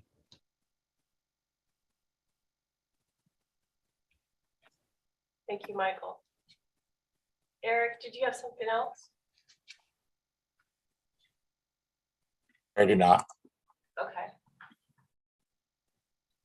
I see Nicole. Hand raised. Hi there. Hi, Hi, I was waiting for the public comment. I don't know if it's time to Yeah, speak. go right ahead. Feel free. Okay. Good morning. My name is Nicole Ty, and I am representing Bay Area Deconstruction Work Group and the California Resource Recovery Association C&D Technical Council. Lots of acronyms there, sorry. We've been invited by Gregory Dick from Cal Recycle to participate in this process and lend our expertise and suggested changes to Cal Green related to deconstruction, reuse, and construction and demolition waste management. We'll be participating in relation to Chapter 4, Division 4.4. Lots of, we're all volunteers, so we'll see how much we can get accomplished before our first meeting on May 19th. There might be a few other people in addition to myself representing the groups. Likely, we will be suggesting a move away from the 65% recycling rate. The reason for this is that compliance is actually very difficult and misleading. And so we've been working with folks on the team ranging from Stop Waste, which is Alameda County, Sonoma County, San Francisco Department of the Environment, and various other agencies and deconstruction contractors, recycling and reuse organizations. So we're a very broad group, and we've been studying this since about 2017, when the city of Portland, Oregon enacted a deconstruction ordinance that is going swimmingly well. And so we're excited to take part in this and very thankful for Gregory Dick's suggestion that we be a part of this, and are happy to lend our expertise as needed. That's great. Thank you, Nicole, for chiming in. Yeah, we worked really closely with Greg Dick in the past on the Cal Green regulations. So we look forward to your input for sure on those regs. They haven't been touched for a couple code cycles. And so those are the types of refresh items that we really need to keep us up to speed. So thank you. We look forward. Reach out and contact us anytime. And one of the things we've tried to do at the CCRC meetings is provide an opportunity for industry to provide input during the meeting, focusing on the work that their industry is doing related to Cal Green. For example, the AIA will be presenting on May 19th. They've got about a 20-minute slot to talk about what the AIA does for carbon reduction in their design and construction, and the education that they provide their architects as well. So we would be happy to talk to you about that at a future meeting, but in the meantime, definitely focusing on the regulations and providing us feedback would be an excellent start. So thank you. Thank you for chiming in. Thank you. Anybody else that would like to discuss the carbon reduction work group that we have going on? Otherwise, we can move on to the next agenda item. Okay, very good. All right, we'll move on to bird friendly. BSC received a petition a while back. And we worked on this regulation for many years. It currently is not in the Cal Green Code. And I will turn this over to Beth Maynard. She's been working on this petition and coordinating with some state agencies on potential bird-friendly design regulations. So go ahead, Beth. Thank you, Mia. Good morning again, Beth with Building Standards Commission. And like Mia said, we received a petition back in March of 2019 to include bird-friendly design as a voluntary measure in the 2019 code. As we got during that intervening code cycle, we brought this to the Green and PME Ad Hoc Code Advisory Committee that was held March 4th of 2020. There were several questions that were brought up, and one was to have regulations reviewed by the State Fire Marshal and the California Energy Commission. At that time, BSC chose to withdraw the regulations and move forward in the 2022 intervening code cycle. So we have since updated our express terms, and we've had them reviewed by the Energy Commission with a really positive feedback. I have also forwarded them to other state agencies looking for some of their feedback. We're working with the California Natural Resource Agency and Fish and Wildlife. And so we've got their support. And our intent is to have stakeholder workshops this summer, possibly late May, early June, to answer some of those many questions that we received on March 4th in 2020. So we hope to be really successful this year. So thank you. Thank you, Beth. Do any other state agencies want to chime in on this topic before I go out to the public?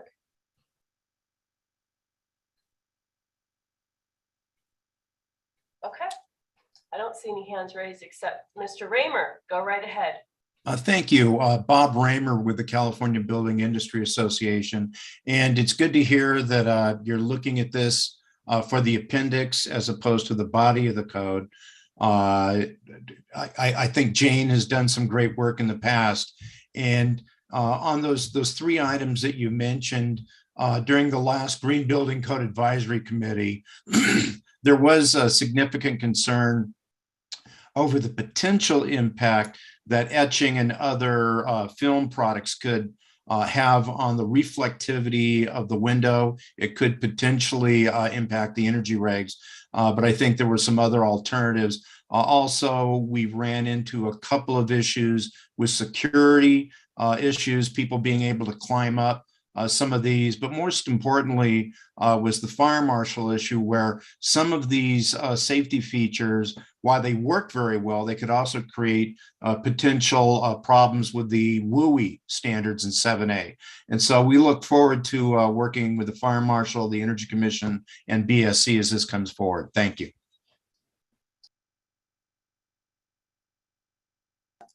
Thank you, Bob. Appreciate that. Anybody else have any questions or comments about potential bird-friendly regulations during the intervening code cycle? Okay, very good. All right, well, before I wrap up item 4, does anybody have any comments regarding the 2022 intervening code cycle proposed code changes? If not, we can move on to item 5, which should go fairly quickly here. I don't see any hands raised. Do you? Okay, very good.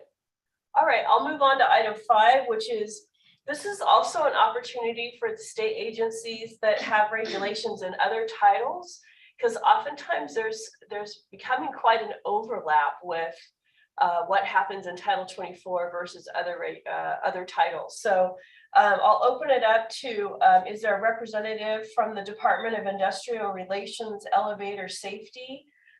Their regulations are in Title 8. And I'm just curious if there's anybody on the line from DIR. I see a hand raised. Oh, Beth has your hand raised. I think, Beth, you were reviewing some information. Go ahead, Beth. Yeah, Beth again, Building Standards Commission. And I did reach out to Dan Barker. And his response was the newly drafted Group V proposal is complete and under review by DIR. So they're hopeful that they will be able to post it and engage stakeholders very soon. And that's all I have.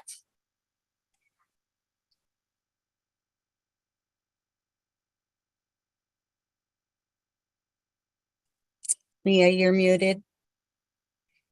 Thank you. Appreciate that. Is there anyone on the line from the State Water Resources Control Board? This was brought up earlier by Rich Mills. Actually, there's work being done for cross-connection control policy handbook in Title 17. I'm just curious if there's anybody on from State Water Resources Control Board. I don't see anybody. And Kevin, I think you mentioned that you were monitoring this as well. Yeah, thanks, Mia. BSC has been monitoring this water board activity We provided comments on the initial draft of the handbook early last year, and we'll just continue to monitor for the release of a revised draft in any future workshops with the Water Board. Okay, very good. Thank you, Kevin. I'm just curious, is there anyone on the line from the Energy Commission that wants to speak to appliance efficiency regulations in Title 20, just in case there's an overlap with anything in Title 20 that's coming up? This is Will from the California Energy Commission. Nothing that I'm aware of. No. Okay.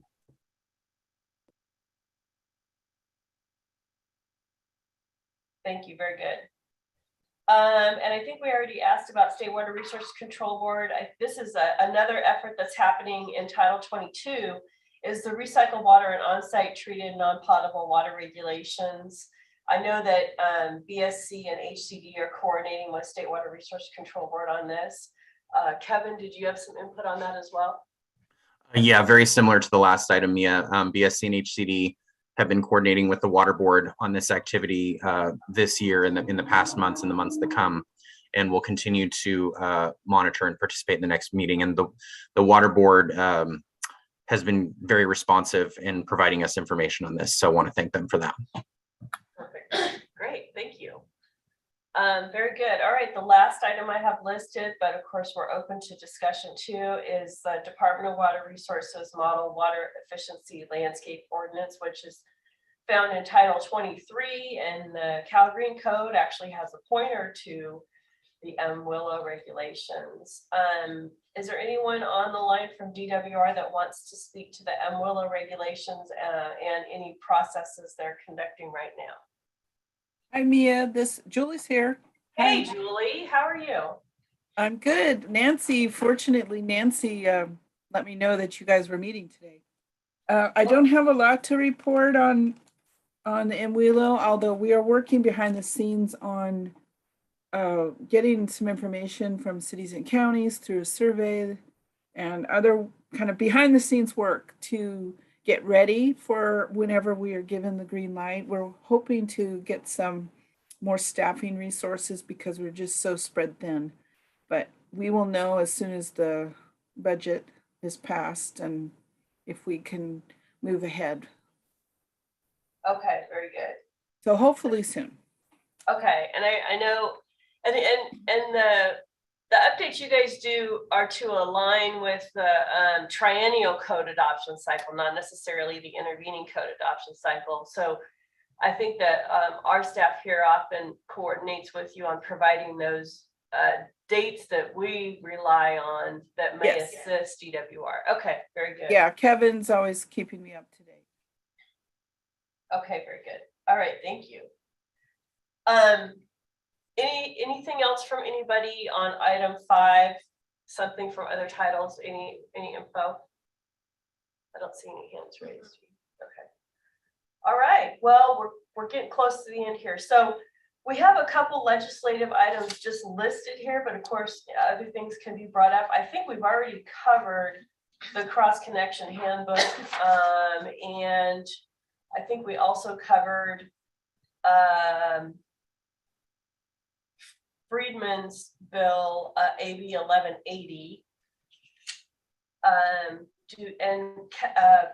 Greg, I think you already mentioned work being done for AB 9, right? That is correct. Okay, so we covered that. And then how about SB 68? This is the building electrification and electric vehicle charging.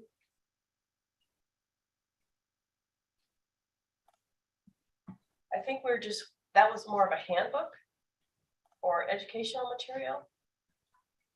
Yeah, Mia, this is Kevin. That's pretty recently enacted legislation involving the Energy Commission and, with coordination with BSC and some of the other agencies. So we're just happy to coordinate with the Energy Commission on that one when appropriate. So, yeah. Okay, very good. All right. Well, that concludes item 6, unless I see any hands raised. So on other legislation, anybody wants to? Excuse me, sorry. Okay, this opens up general discussion by the coordinating council members. Do we have anything else we'd like to discuss? I know you're all itching. Okay, I'll move on to, this is just an open topic for anybody from the public that would like to chime in here.